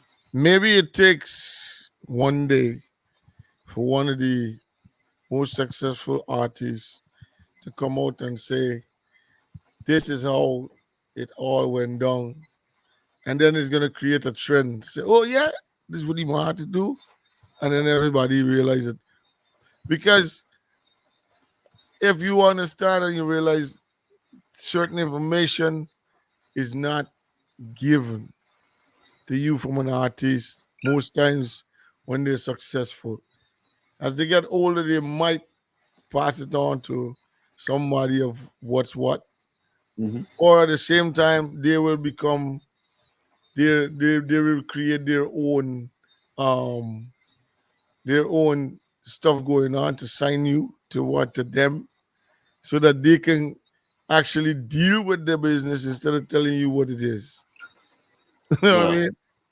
well, this is why there are people in certain positions. This is why they're lawyers. This is, you think a lawyer is going to go through law school, go through all of the rigors, get on the bar, acknowledged on the bar, and all that, and then do what? Pro bono? Another big opportunity for singers though. If we notice, I think I said it before and I will encourage anybody to do it again, is you some of the big stage of these talent shows, Hmm. you know what I mean? But all in all, still, Hmm. you should capitalize on having a management or somebody that's into what's going on So somebody must represent so you that as they the can artist. represent you properly. Yeah. Yeah. Because And I hear now, Sherwin, that a lot of people are saying, oh, they're stepping into the boots of managerial positions. But I'm hoping, all right, and this is constructive criticism, I'm hoping that they do understand what a manager's position is all about. Because I think it goes both ways. The manager and the artist have to understand what their roles are. yeah. And artists don't get carried away and believe that managers are investors. Well, there might be most times, I mean, a man that is trying to get himself in, he looks at, well, this is an opportunity for, if you say you managing me, what do you think I gotta do? You gotta look and bring this and bring that and get me to reach here and all these different things. Yeah, and you got to pay me. But they don't understand that it But is you have to pay the manager to do it's that. working hours, yeah. You have to pay a manager to do that. It's not, oh, go do this for me.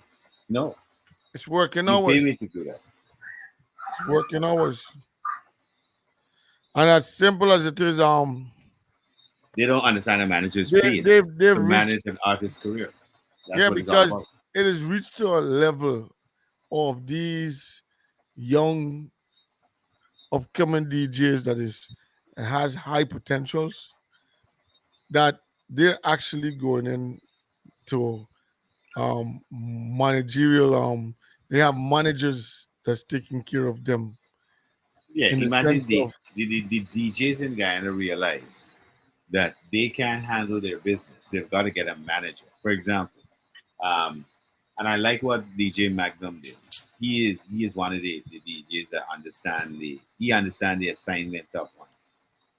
I mean, there's a little bit more that he can do, but he understands the assignments at a certain point because when he got to a certain point, he realized, listen, let me switch over and let somebody handle my business, and all I got to do is focus on the business, going out there right. and being the best DJ I could possibly be. You understand?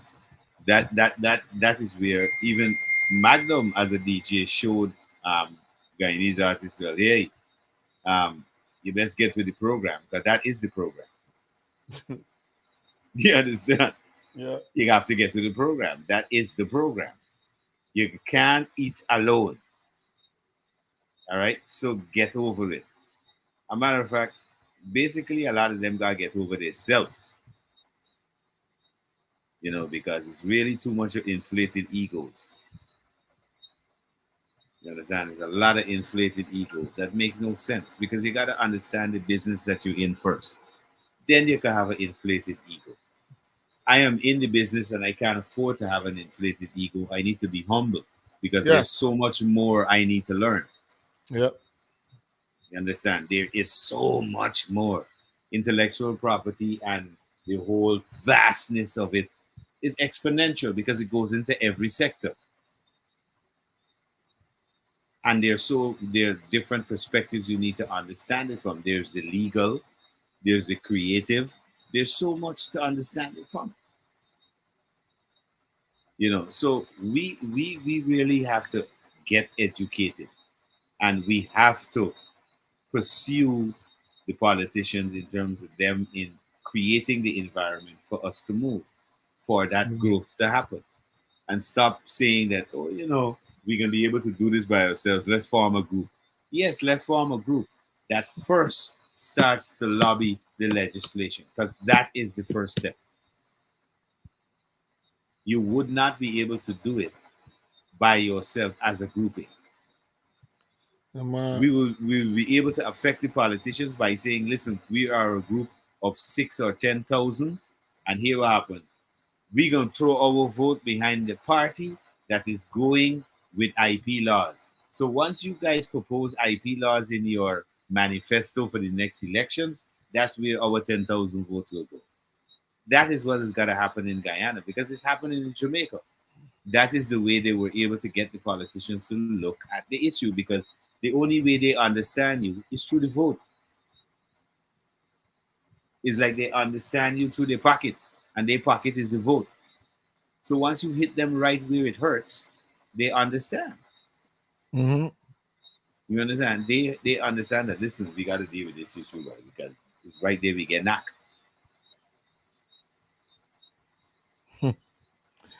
Yeah, man. So today we're here and we actually talking more about and trying to Mm-hmm. get involved more about what it is to make sure you move forward. You know what I mean? In the sense of No, getting your understanding music, the business. yeah, Understanding getting the your business. music to the next level, Mhm. and also figuring how you can get into uh certain stuff that is actually, you know, a, a vital part of an artist, you know, growing, and also his his his music reaching places. But it all comes with, you know, putting yourself in place as as an artist and being managed. Or if you're a great manager, you know what I mean, you have all the connections and the network to put this all together, you know what I mean? You definitely will know exactly who to deal with. You understand all the ins and outs of the um of the music business and the things that you're dealing with. You know what I mean? You understand. So as a the best advice as a an artist Mhm. is better you try not to do, because I hear this all the time. You can do your own thing, you can be your own person, you can do this, you can do that, you can do that. No, no, well, Yes. we Out of see a it. We see hundred it. person, I tell you straight up, only about 95 might only about five might be successful as everything. No, Seriously. it can work because I see artists trying to be journalists. Um, they are trying to take over the spectrum of interviewing other artists. I don't know how that's going to work. That Because that's that's that's conflict of interest, man. It's a it to It my makes- it's that's called that's the definition of that's an oxymoron. It just doesn't work. You know what I mean? I mean, it doesn't work, bro. It doesn't work together. Those things do not go together. And unfortunately, people are gonna take it, um, are gonna be offended by our comments, of course. But they gotta be made because if you didn't put yourself in a position where you know, and not only us, I mean, people who are outside of Guyana and people who understand the industry, the reason they're not going to deal with you is because they're looking at what you're doing and they clearly see that hey, you don't have a clear understanding of the industry, so why deal with you know yeah. um there's another issue and an aspect to the industry which I think Guyanese really need to get on the get it in their head.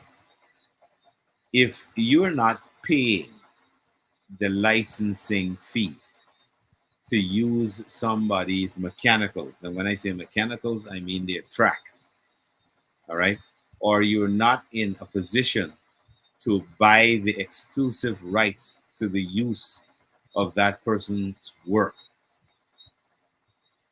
do not use it, even if it says it's for free. Because they know how they getting money off of that. They getting all the money. Your song is there. Your song might be streaming. It's all for them. And not only that, what a lot of in what has happened is that individuals will wait until you are making a certain amount if you're using their track illegally. Hmm. And like Wally, and I tend to make reference to a lot of the comments that Wally said to me when in conversation because he's one of the persons that kind of gave me a lot of insight into the music business. He said, where there's a hit, there's a writ. So you gotta understand that when you see a lot of this hit music out there, there's also writs coming behind them. Hmm. All right, because people feel that they have been part of the process to influence you in the direction of creating that material, But and especially if they were there and were really instrumental, they're gonna be, they're gonna be, they're gonna want to share the pie. yeah, So we have a far way to go. We have to understand that it's about working together, cooperating, using the best people in the industry in order to propel it forward. You can't use the individuals who don't understand the industry to propel it where? To propel it where? Where is it going to go if the individuals in it are not educated in it? So the basis of it has to start with education, mobilization, lobbying, lobbying in the sense where we have to take it to the standpoint of we are going to take it to the vote. If we are not going to get the issue of IP looked at, then we will withhold our votes as the creatives in Guyana, which is definitely more than 5,000, which would yeah, affect a seat in parliament. Because little do we know, 5,000 votes is a seat in parliament in Guyana. So understand what we have as a grouping in our hands to play with. yeah. You understand? And once we work on that aspect, we are going to get the government to then look at the legislation and change slowly and implement what we need in our environment to grow.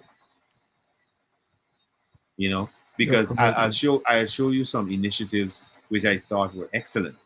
There's a Chinese oil subsidiary company here in Guyana that took Jackie and took Diana Chapman, and they were responsible for creating some I think some music and jingles for the for that company, right? That was an initiative which I think that, what happened to the Guyanese companies? Didn't they see the need to support the culture and to support the arts and the growth of the arts? Because this is the investment. This is where the private sector investment should be going. They should be more involved in the sponsorship of the creatives. But because the creatives are not organized and they don't understand the organization to organize means to have power. Because then you can affect not only the private sector, but you can affect the electorate, the government. And that is where you get them now to come to the table and say, okay, what do you need? Yep. Because you're rattling the cage. You're not just sitting there and saying, well, it is what it is. At some point they gotta look at me thing, man. Because this is how You we approach it. quarrel. And then when the person turns and say, okay, so then if What I you got? do so, what you gonna do or what you got here? No, what And you then got? suddenly you just go dumb. Nobody knows where to start. They have no plan, but it's just reaction type of behavior. I think, So, sure, when looking at the situation realistically, I think a lot of the Guyanese creatives have a problem with certain people being the persons who are looked at as the representatives of the creative industries in Ghana. I think that is the problem. All well, right. I tell you, let me tell you something. Sometimes it takes a child to make you understand something, and to have a child teach you or get you aware of something, it has something called humility. You must be humble.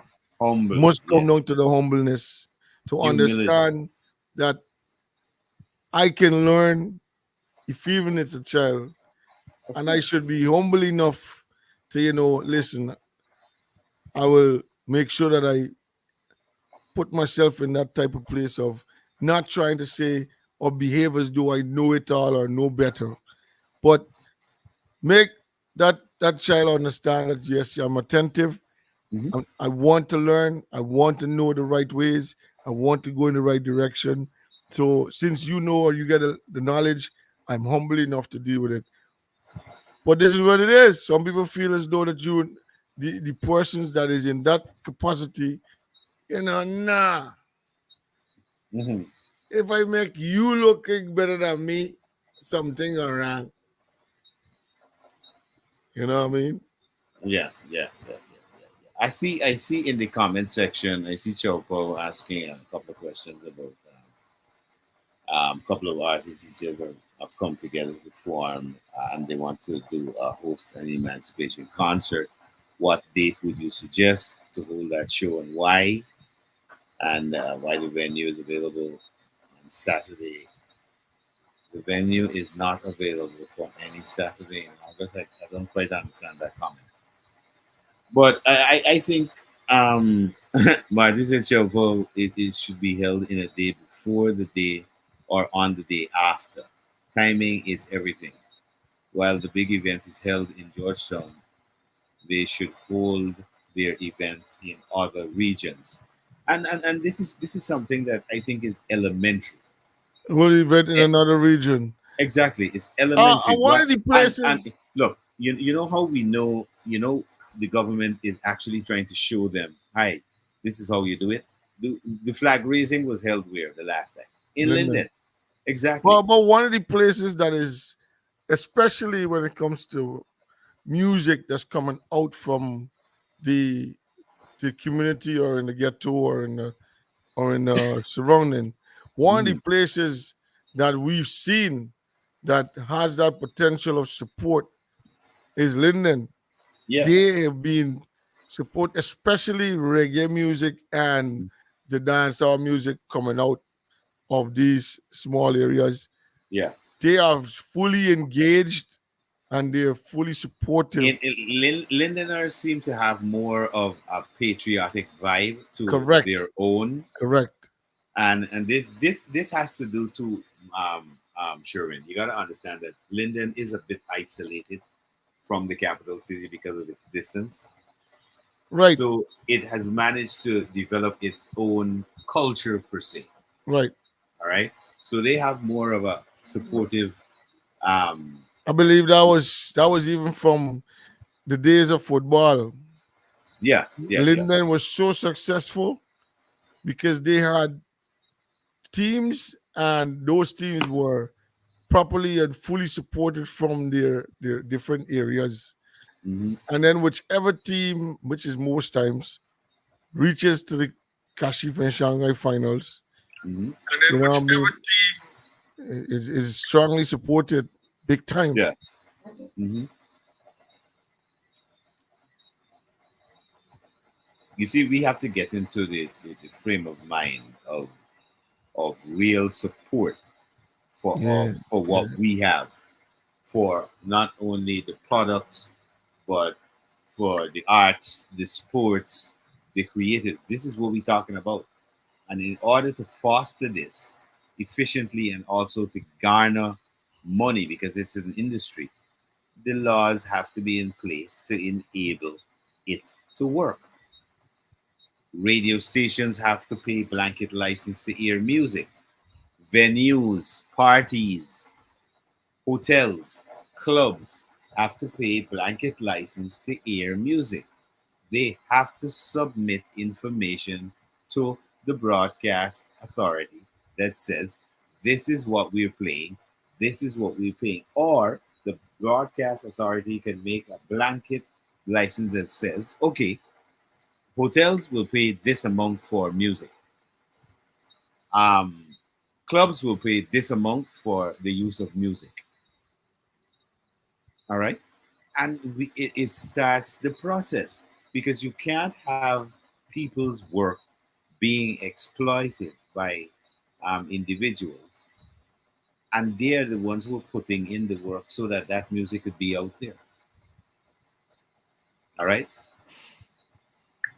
This is why we don't really have, for example, in the area of inventions, one of the reasons we haven't really been able to capitalize on that area. It's because of the very reason of IP. Because when you invent something, you've got to protect it not only in Guyana, but outside of Guyana. And this is Mhm. because Guyana is not linked to the international regime properly. We need to be updated because once you register something here, it's supposed to be registered internationally. It's supposed to go like every other country to the international database. For example, McDonald's. Do you see anybody being able to use that without specific permission or buying the franchise? KFC, churches, all of these are franchised out companies. All right. It's a brand. Your brand is very important. Nike, Adidas, in terms of the sneakers area, you have to understand branding. So, as an artist, as a creator, all of that is about branding whatever it is you have, whatever business it is that you're into. Even as a producer, you have to brand yourself. This is why they're producers that are known just as well as artists like Steven Spielberg. All right, just as well as actors and all them. And this is all why we need IP because actors, even who act at the cultural center, who want to act in short skits. I notice on social media, for example, Kunchi and these other guys who do short skits and comedic stuff on social media. They themselves have to be protected because their content is original. I saw I see Timo Hmm. won the producer of the year for the Soca Monarch. Hmm. I think he was I had a post like that. And Okay. a substantial amount of 10,000 US. Um Hmm.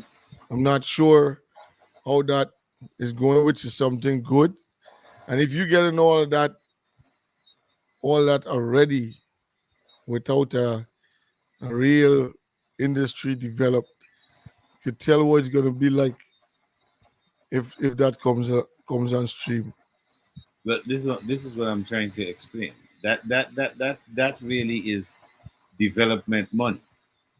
That's Yeah, not that's not but that was paying for maybe anything. was in the budget for whatever it is. That, It's that, said. that that's to develop because again, let's go back like I mentioned earlier. One of the issues we have is understanding instrumentation. What goes with what? If we Yeah, want to create, for example, we have some artists that like the R&B sound. We want to go down that way. We want to go down that contemporary way. Okay, you have to understand the instruments that work with the sound, the keys in that particular genre. yeah. All right, soca is different, dancehall is different, reggae is different. There are components that go in to each that make them what they are. Hmm. So we have to understand instrumentation. It's a big part, a big facet of what we need. You understand? We can't just okay, I make a fancy beat. It's all over the place,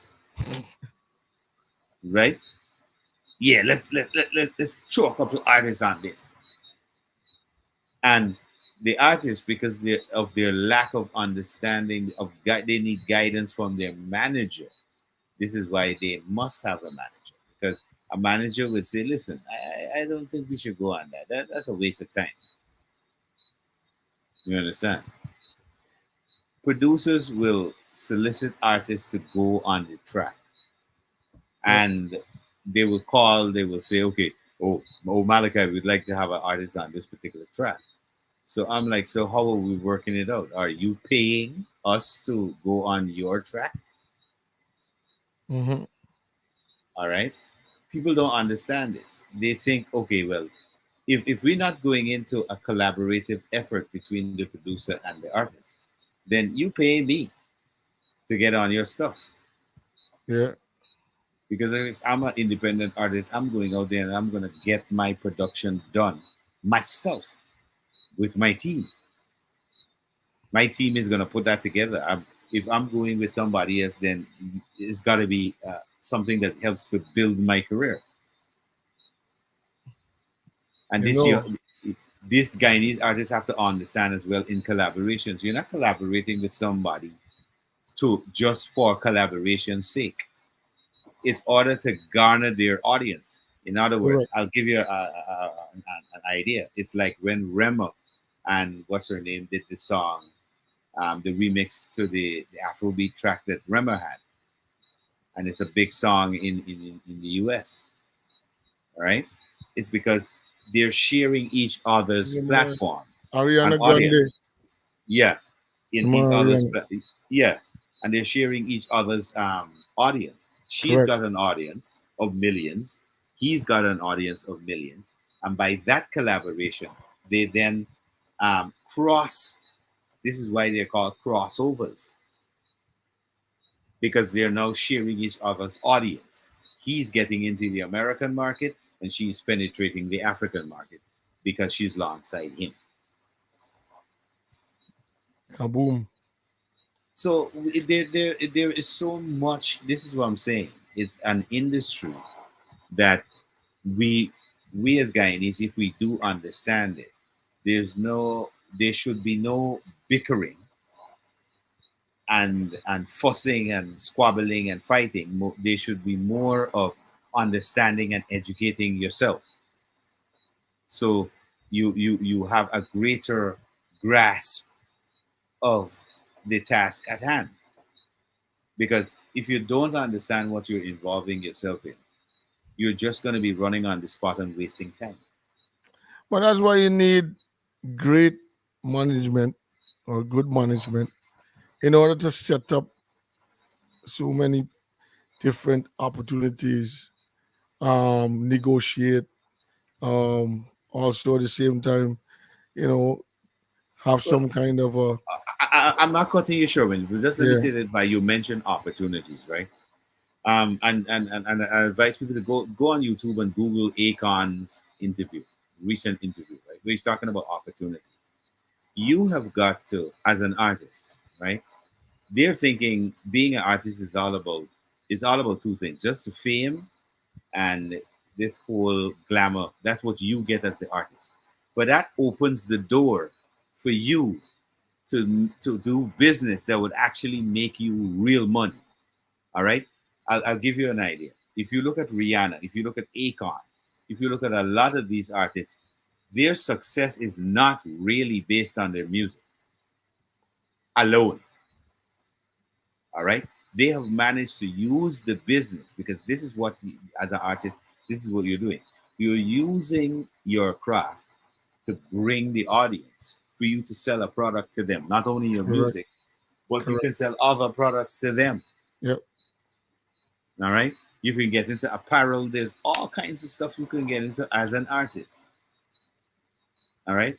This is not one thing. So it's a doorway to business, That's a doorway even for designers. everything. A designer would come to you and would set up a contract with you to wear their designer clothes or Exclusively. outfits Exclusively. exclusively. Yep. You That's being endorsement. you being paid is already Yeah. an agreement of how much you're being paid Uh-huh. every time you put out one of these things. Yeah. They have different companies that is definitely want to make you the face of the company.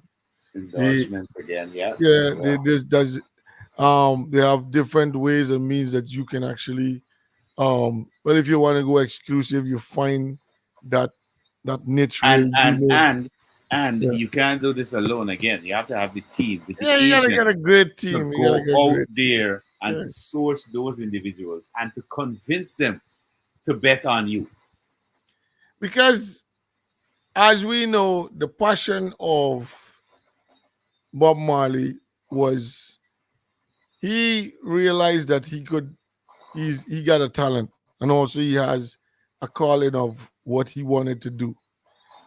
At the same time, it became a demand, a business demand. He used his friends and maybe who his friend brought to him. Also, he had a lawyer, which was that woman. He had a lawyer. He had a road manager. He had his different things that different persons that he had involved. Bob Yes, of Marley had a course. lot of things. Yes, of course.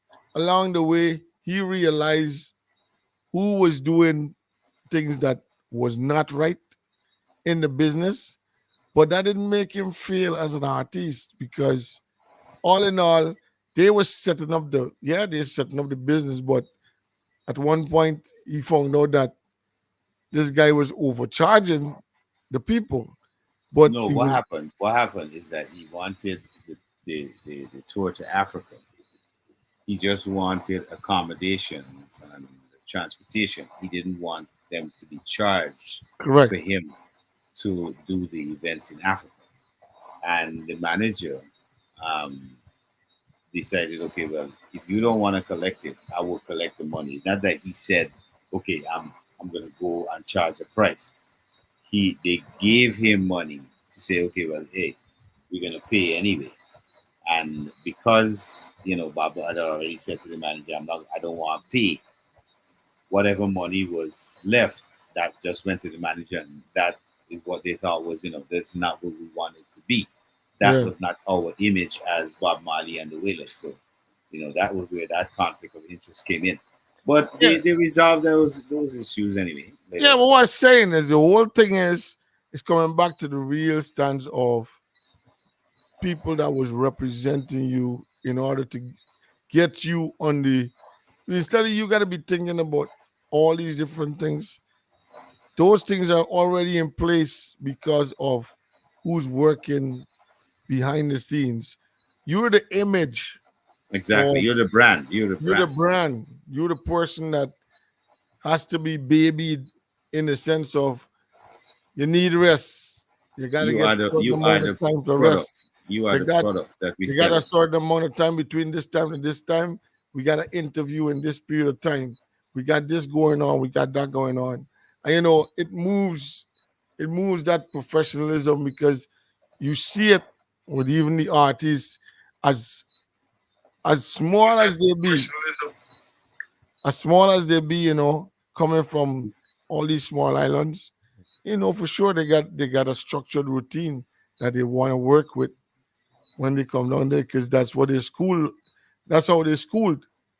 Hmm. As a manager, this is how it's gonna go. This is how we running it. Not all Well, artists gonna be always happy about what's being done, but at the end of the day, you got to stick with the they team. have to, they have to trust You got to the trust the team. process. Yeah, yeah. You gotta trust the process because it is a process. It's not a fly. You fly up today like you do two, three songs and you are international artists. I hear artists from Guyana calling themselves international artists, and I'm like, international artists. Interesting concept because I mean, international artists to me would at least have more than 2,000, 200,000 um, listeners per month on iTunes or Spotify or AudioMac, one of those major platforms. So if you don't even have that amount, you are still a struggling artist. I mean, it's only Josh Tune, part of Josh Tune listening to you. No, it's not even part because those artists who really manage to get their music out there in Guyana Mm. are only going to hit a certain amount of people. But that's what I'm saying because they got to develop that kind of audience through someone that is maybe away from Guyana to actually put their materials on the platform. Then they got to trust that person too, like you're saying, because Mm. it comes through all the agreements that you're working with. You got to trust the person to actually run a page for you, run your social media. You know what I mean? You got to trust the person to do business in the sense of being a road manager and trying to put Looking for together your shows, events, looking for events, publicize looking it. for So these type. yeah, There's a lot of stuff, but it's only the only way it can happen is just you got to trust the process. and while your team is doing that, and you're trusting the process, your focus And is you the in the music, you in the studio working day and night. and bringing out Because more to give them to work. the only way you get to the zenith point of being able to create really good music, getting good with wordplay and all of that, is if you're doing it on a constant basis. As they say, practice make perfect. Look at it in that same layman terminology. Practice Yeah. makes perfect. So if Mhm. you can't tell me, oh, I do 20 song, man, 20 song, and you call that a career? Like really, come on. You artists produce songs like hundreds of songs, but not every song they produce is released. No, there's There's a a lot of difference. there's a lot of partly written songs. You already have a melody to it. You already got a feeling of a beat towards it, but it is not what really is pulling you at that moment. You move out to that one and come back to that one later. You Not know only what I that, mean? it's an issue of what we call relevance, timing. All right, because sometimes the lyrics in a song may be pertinent to the time, so you got Yeah, to kind of fast track that particular song. It might have to come out as a single, yeah, especially if it's very relevant to a subject matter that happened. right. All right, that's if you're in that sphere, if you're that type of artist. Or if you're the type of artist that's looking to drop music that will be eternal, longevity, it could play anytime. All right. Like that, you have to take more time. You gotta construct your words. You have to have a lot of good writing. If you can't do it, then means your team has got to hire a songwriter. All right, these are all facets to the game that if an artist can't follow, you got shortcomings. This is where your manager gets people on board to follow up those to deal with those shortcomings. Correct. You can't write hit songs. That's fine. That's okay. A lot of artists don't write their hit songs. Neo write for Rihanna, Beyonce, and all these people. They didn't write a lot of those hit songs. Other artists wrote those hit songs, and our artists in Guyana also have to learn. Listen, we got to learn to share. Those in America and in Guyana and in London and all over the place, we got to learn to share our material amongst ourselves because the first grouping that you Share, could, man, I say well, you want to pay for you. no, you want, no, they're not pay. They can say you want to teach the thing. That again is where the trust issues. But if you got trust issues, all you got to do is make sure you protect all your material, especially for those artists who are outside of Guyana, like living in the US. And I'm hearing a lot of halabaloo. I don't know how you're in the system where everything, where you have the opportunities to move forward really. But But you came back. you're looking back at Guyana and saying, little Guyana got to do it for me. I don't Yeah. understand. I don't understand the ideology at all, bro. Here's the Because problem, you're right? in the country that have all the copyright laws, all the ways to make money, 180 some ways to make You money came off back. of your music. And But how you're looking you at think? Guyana with no copyright laws, absolutely no music industry, nothing at all. And you're saying, oh, I vex with them down there because they ain't booking me for show and they ain't recognizing my work, da da da. I mean, we gotta grow. We Yeah, gotta but come look off at this.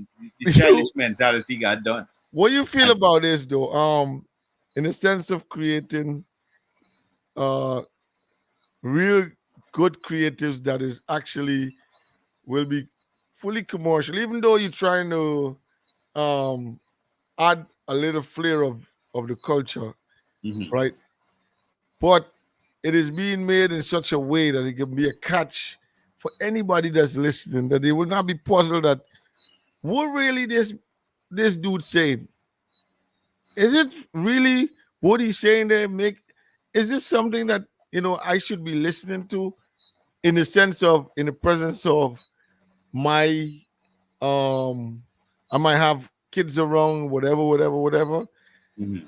What is it that he's saying that is really making sense to me or whatever? So I Now, don't okay, know. all right.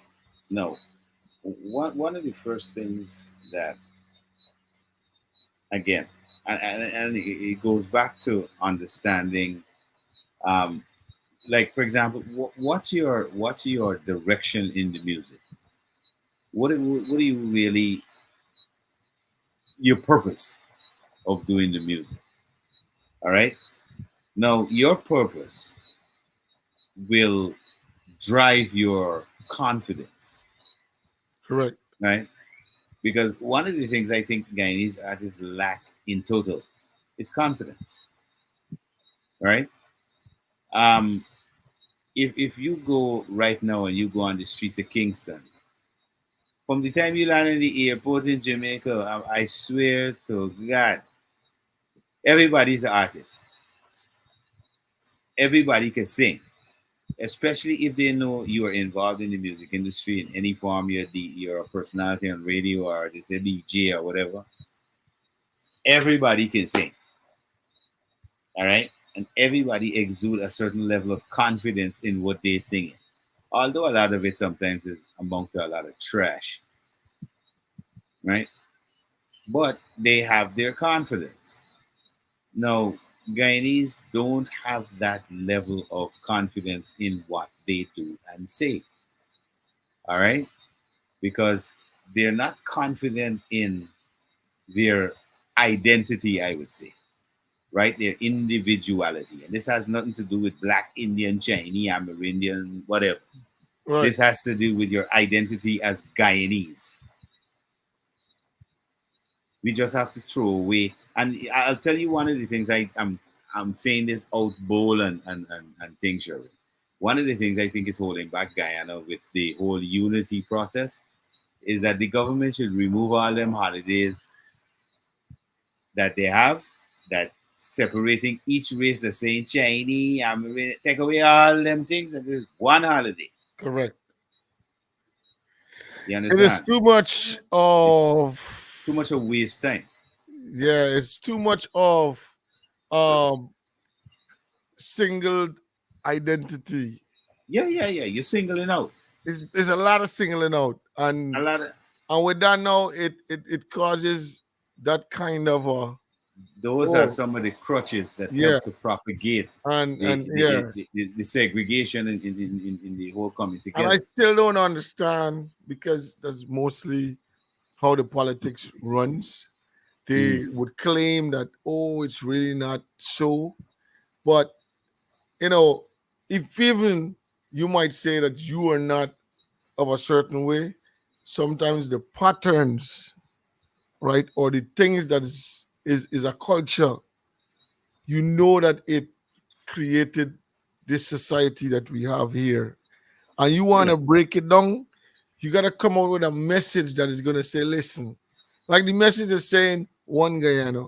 If you're yeah. saying one Guyana, fix the culture that is not bringing the Guyana took the oneness. oneness exactly, Fix the culture in that way. exactly. So it's like you support that with all that you are actually preaching.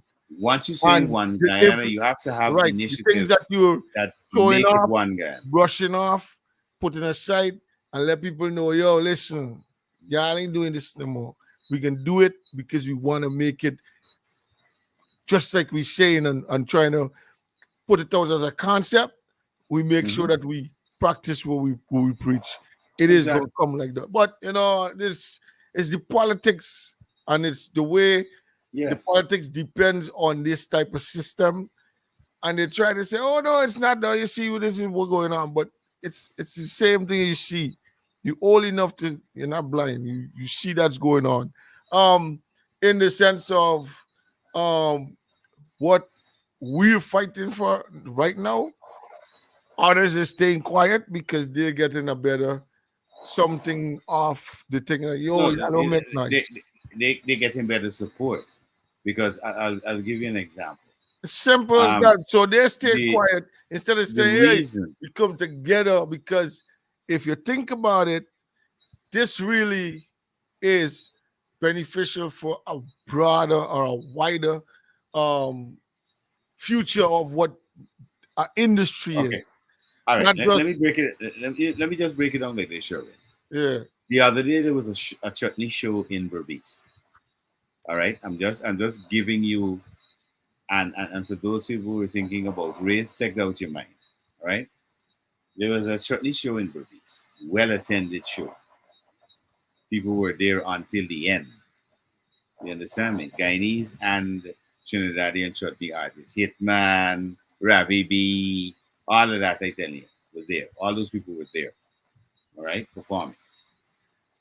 Now it was well supported. Now people were saying, "Oh, well, it's Barbies. You know, all Indian people gonna go out to them chutney show." Okay, that's all well. It shows that they're one supportive and two they're patriotic because Terry Gadraj and those artists were there and people came out to support their Guyanese artists in Berbice. right. All right, let's juxtapose now and come to Georgetown and put on, like for example, Jomo had a Jomo and Friends in Georgetown. Yeah. And these are some of the things that we talk about when it comes to Guyanese supporting their thing. And let's get real with it. The Afro Guyanese in Georgetown like to support foreign artists. Tell me I'm wrong. Well, that's that's definitely a fact, right? Because you see, there is where we go again, right?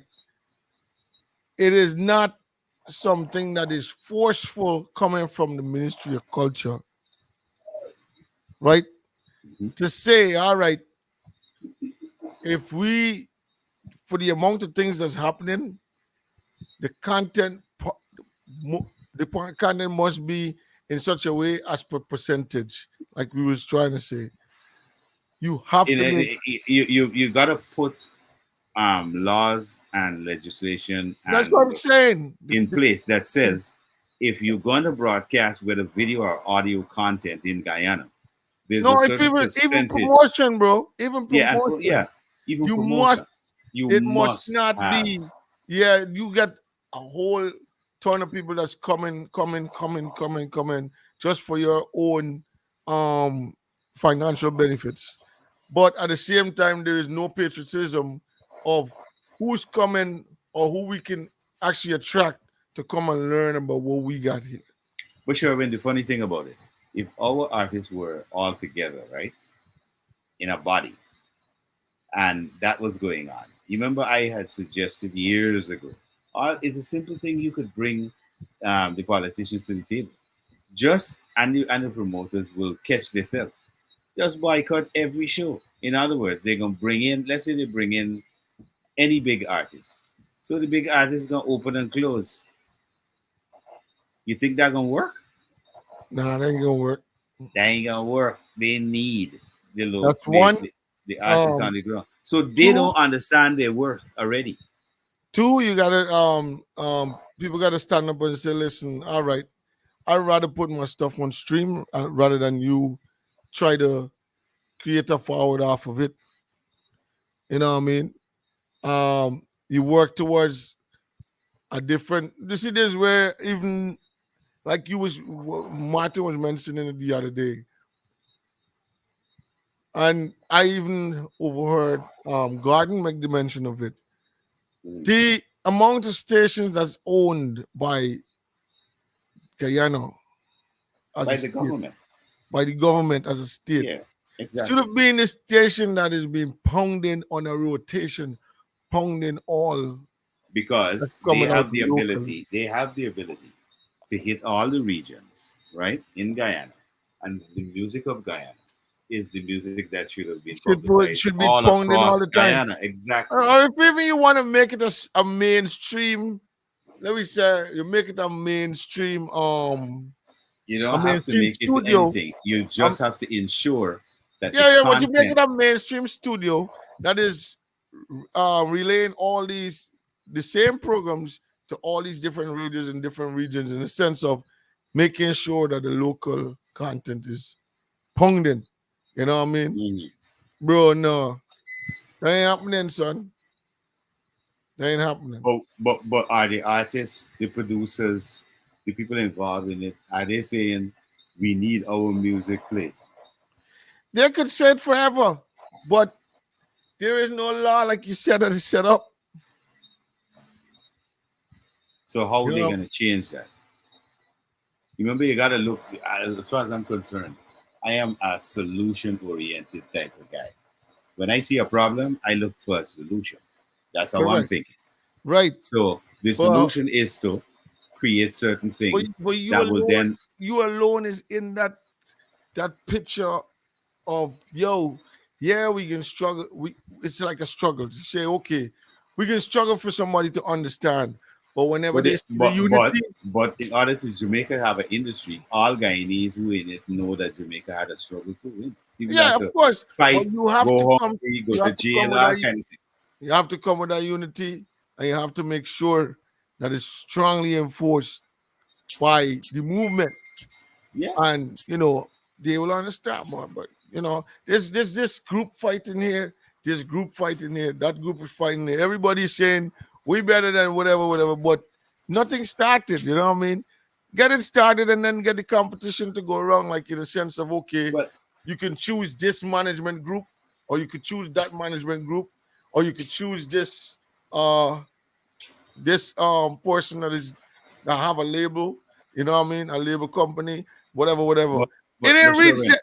It didn't reach. you There's a reach cat. There's a cat before the horse. that's the cat before the horse right there, So you right? need to get Because the. Yeah, we bro. It's Sick, man. sometimes it's Everybody really fighting one another. Everybody backbiting and talking in secrets here, there, and everywhere. Yo, we it really need to gets get this thing annoying. together, fix it, get it to work, get it up and running. You know what I mean? And then after In that, order to fix it, Sherwin, in it's every got to be organization, competitive. there's something called transparency. All right, It can't come from a any it any cannot come from a organization group. or any grouping that's going to be formed has got to be transparent in every aspect of it. That's why no monies should be injected in that group from any entity. That group should be a group that is passionate enough to take it by step, take it to the ministry, and then force the ministry, which is dealing with what it is as per culture music, force the ministry to say, okay, we can take it to Parliament. We take it to Parliament to lobby, and also, if possible, take somebody that understands what it is that has to be. It wouldn't be one person. It Well, of couldn't be course, one person however it is put because together. it will be a grouping. It will be a But grouping soon because as there you will be look at like several some of these aspects groups, of the industry. but what these some of these groups is saying, they want to lobby to get money to run the group and to um support the artist, this, that, whatever. That is where the problem comes along. Because it takes away, oh yo, it's a handout. We can collect the handout, everybody can get a piece. If you get a problem, come to me, I'm gonna figure out how I could try to, but at the same time, there's no industry, bro. No, well, you can't have an industry, especially if the government is operating the way it is, because the industry really is a competitive one. All right, you are defeating the purpose of competitiveness if you implement a situation where you're giving out grants so that students, anybody can have a studio, they can build their own studio, da da da da da. Yes, that is good to a point, but a lot of these people who are getting the grants, are they musically inclined? Have they studied music? Do they understand scores? Could they read them? Are they actual qualified engineers? Look, Sherwin, it's so much No, I that we believe have to get to the point and stop fooling so. around We and we could making do ourselves look we could stupid. do like older government. Um, there's professional engineers in the Caracom hemisphere that Mm. is certified, or maybe that can certify someone an engineer, because they might be that. I'm just suggesting, right?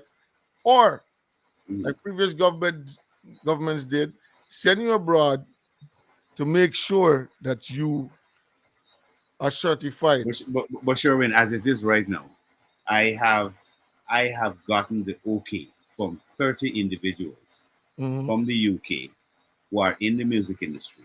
We're talking about players of instruments. We're talking about producers like the Mad Professor. You could Google the Mad Professor and see who he is. Ariro Records. He's a Guyanese, big in the UK. He has also pledged to me time. Once the government of Guyana says to me, okay, can we meet with your team? He's pledging time to bring 30 individuals, including himself, right?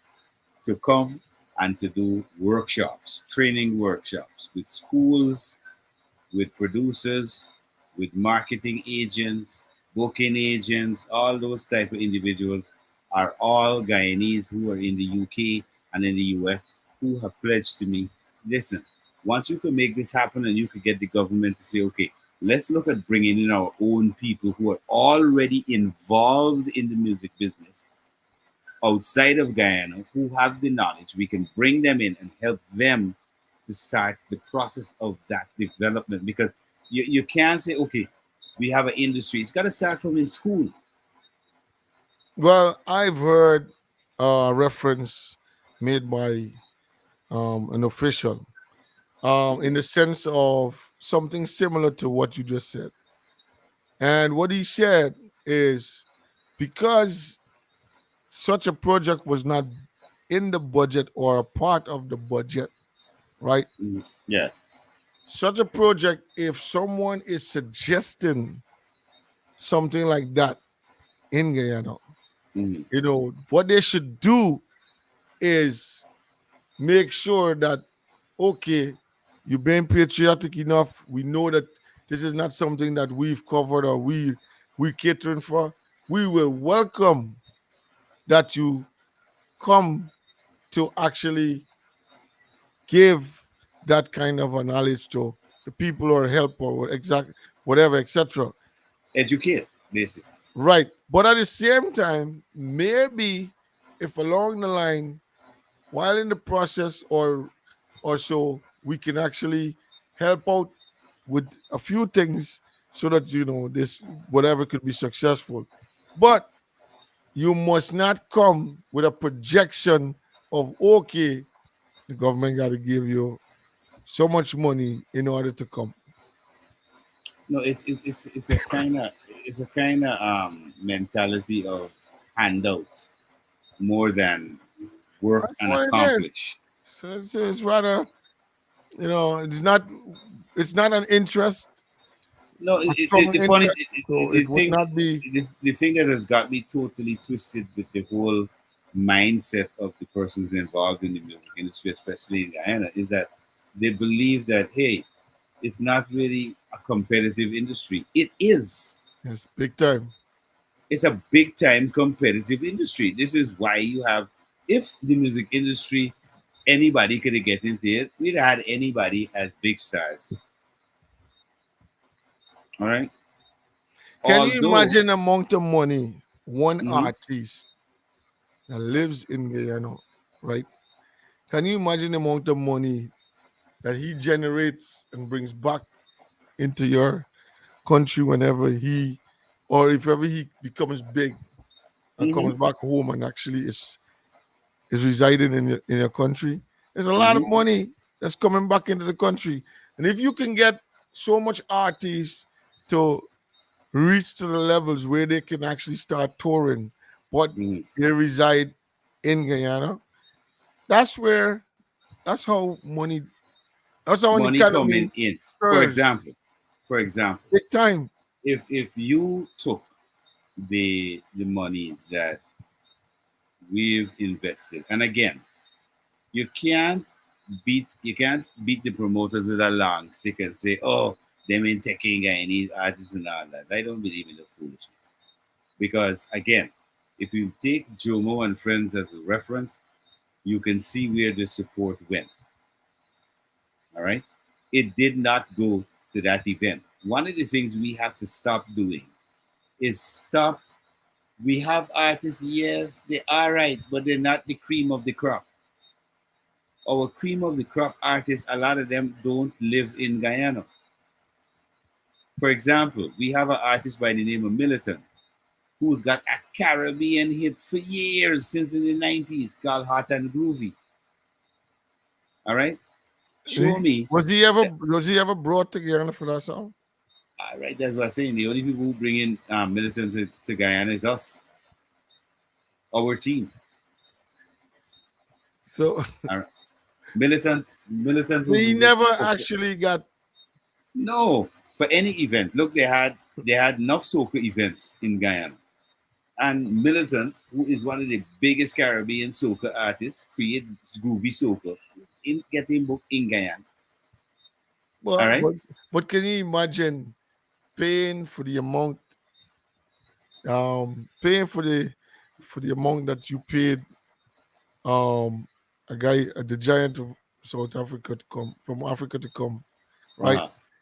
And I'm sure it's gonna be far less when you have a giant, but because the country did not actually uphold that patriotism Mhm. to make the younger people or the people that's coming up from that era, right, to be Mhm. aware of who we got that is so much big. But on the flip side to what I'm saying and what you're saying too, Sherwin, our artists and our management teams or the people who behind these artists in Ghana don't understand that in some cases, for example, if I wanted to showcase an artist and I wanted them to make the biggest impact, Sherwin, I would go to the promoters, like for example, Hits and Jams, and I would say, how much can I pay you to have my I can't even say relatively unknown,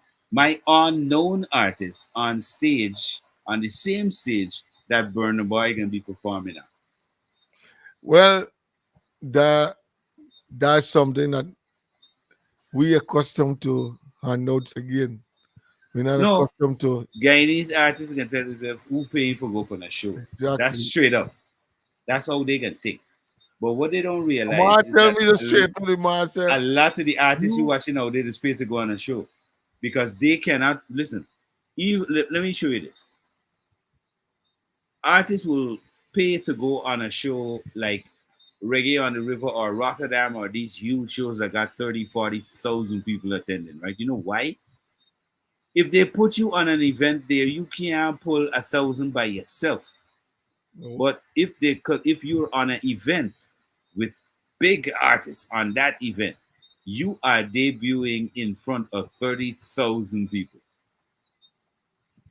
So think about it in terms of exposing yourself rather than this stupid mentality of I ain't paying for go for no show, but does it back to front as an artist, me in that under.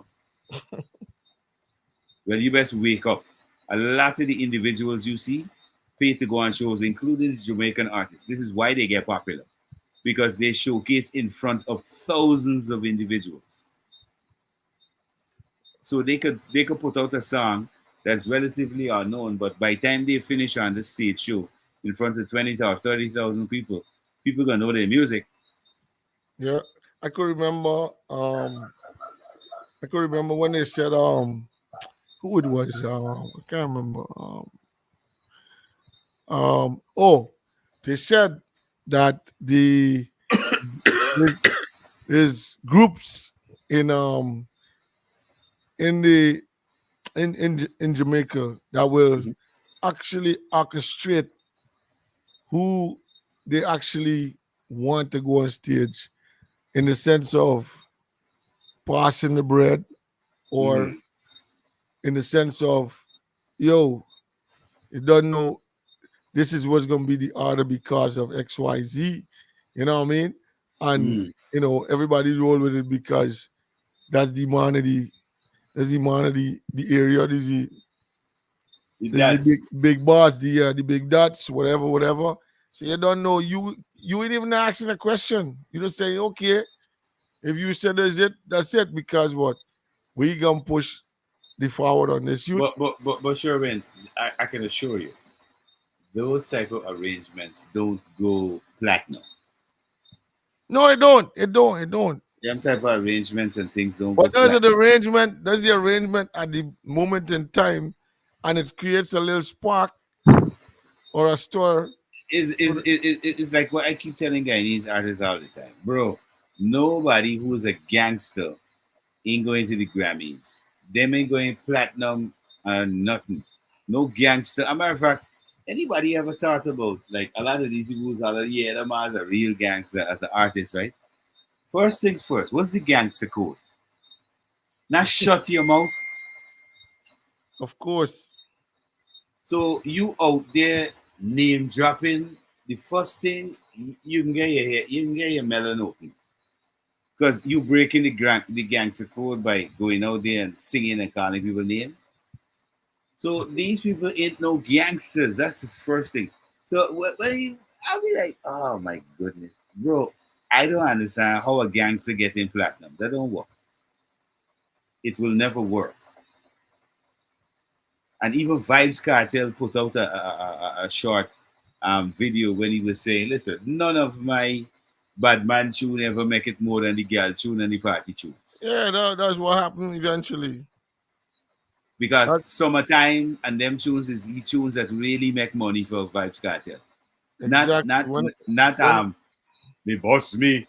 Wherever me like, whether day or night. Them tune not making ain't making no money. No. But ramping shop and them tune making money. Yep. You understand? Because those are the party tunes. So we really have a lot to understand about the industry in Ghana and really get it together. Yeah, All man. right. Happy Yo, music sells. You know what I'm saying? of course. Happy music sells. Happy music sell big time. Yeah, man. Yeah, man. We The here. pilot thing has make- My guy, cut this right here, bro, because Yeah, make you can sure get it. we You stay check us out. strong. Yeah. Mhm. Let me give you this before we get out of here. The views The and information, disclaimer. Yeah. the views, information, or opinions expressed during this program is solely those of the host, guests, and callers involved in the program, and do not necessarily represent the views of Majestic Those Music Music Radio, Radio. its management, or the host, or All verify for above. any accuracy or advertiser. Sorry, Majestic Music Radio is not responsible and do not verify for any accuracy of any of the information contained in the radio program. This program does not constitute medical or professional advice and is solely for entertainment purpose only. Yo, But hold look, on. Just before we wrap it up, Sherwin, my final thoughts. You could Google our information though, what we're talking about. yeah, for Our real. conversations are left up online, so you could always go check them out. Make sure you follow us on social media as well. That's on the Rush Guyana Industry Show. Tomorrow, check me out in the morning from 8 to 11 right here on Majestic Music Radio. We got 3 hours of the hottest GT, you know what I mean, to the world, you know, the total fusion. But my final thoughts for tonight, Sherwin, is we need to focus on the steps that are needed to be taken in order for us to get the right results. And Correct. once we focus on the steps needed, we will get there. Also, look at the entire setup of the Caribbean Music Awards. We can nominate. You have until June the 30th. That's the end of this particular month to get at Yeah, least to read up what's going on with the Caribbean Music Awards. If you can nominate artists, the criteria to get them in there. Because again, I pointed out that I think Samuel Madas, based on his accolades, the awards that he's gotten throughout the Caribbean as an upcoming gospel artist, I think he can be one of Guyana's nominees for the Caribbean Music Awards. So for those supporters, go and look at that. For those artists, go with your team, find out how you can get involved in the Caribbean Music Net Awards. All right. And next Tuesday, more info, more conversation same for you. time, same place. Please. Yeah, Sherwin. Bless Yeah, up. man. Bless. Outside. So until next time, you don't know people. Stay safe. If you're driving, be easy. We out.